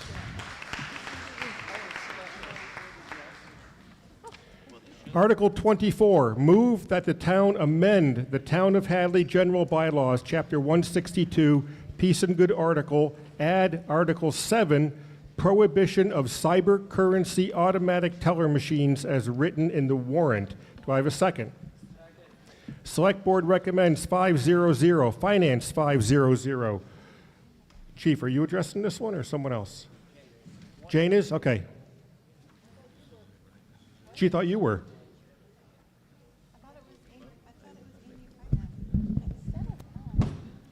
I want to thank you guys for staying here tonight. It is really appreciated. Thank you so much. Jane. So, as a senior, I don't understand cryptocurrency. 1/3 of our population of Hadley are seniors, and we are the ones who are being scammed by cryptocurrency machines. You get somebody who tells you in some kind of contact, whether by phone or by internet, that they're your new lover and you really should invest in this and all of these things, and you take your money and you put it in the machine and it's gone. There is no recovery.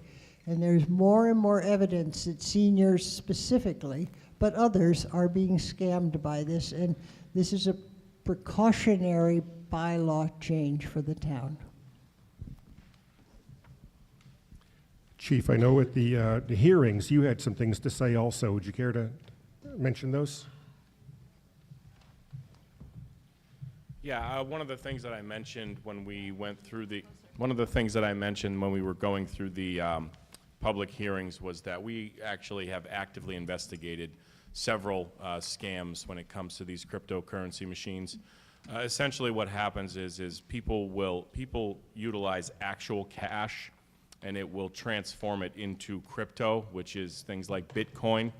And once that happens, it is nearly impossible to investigate these crimes and actually solve them.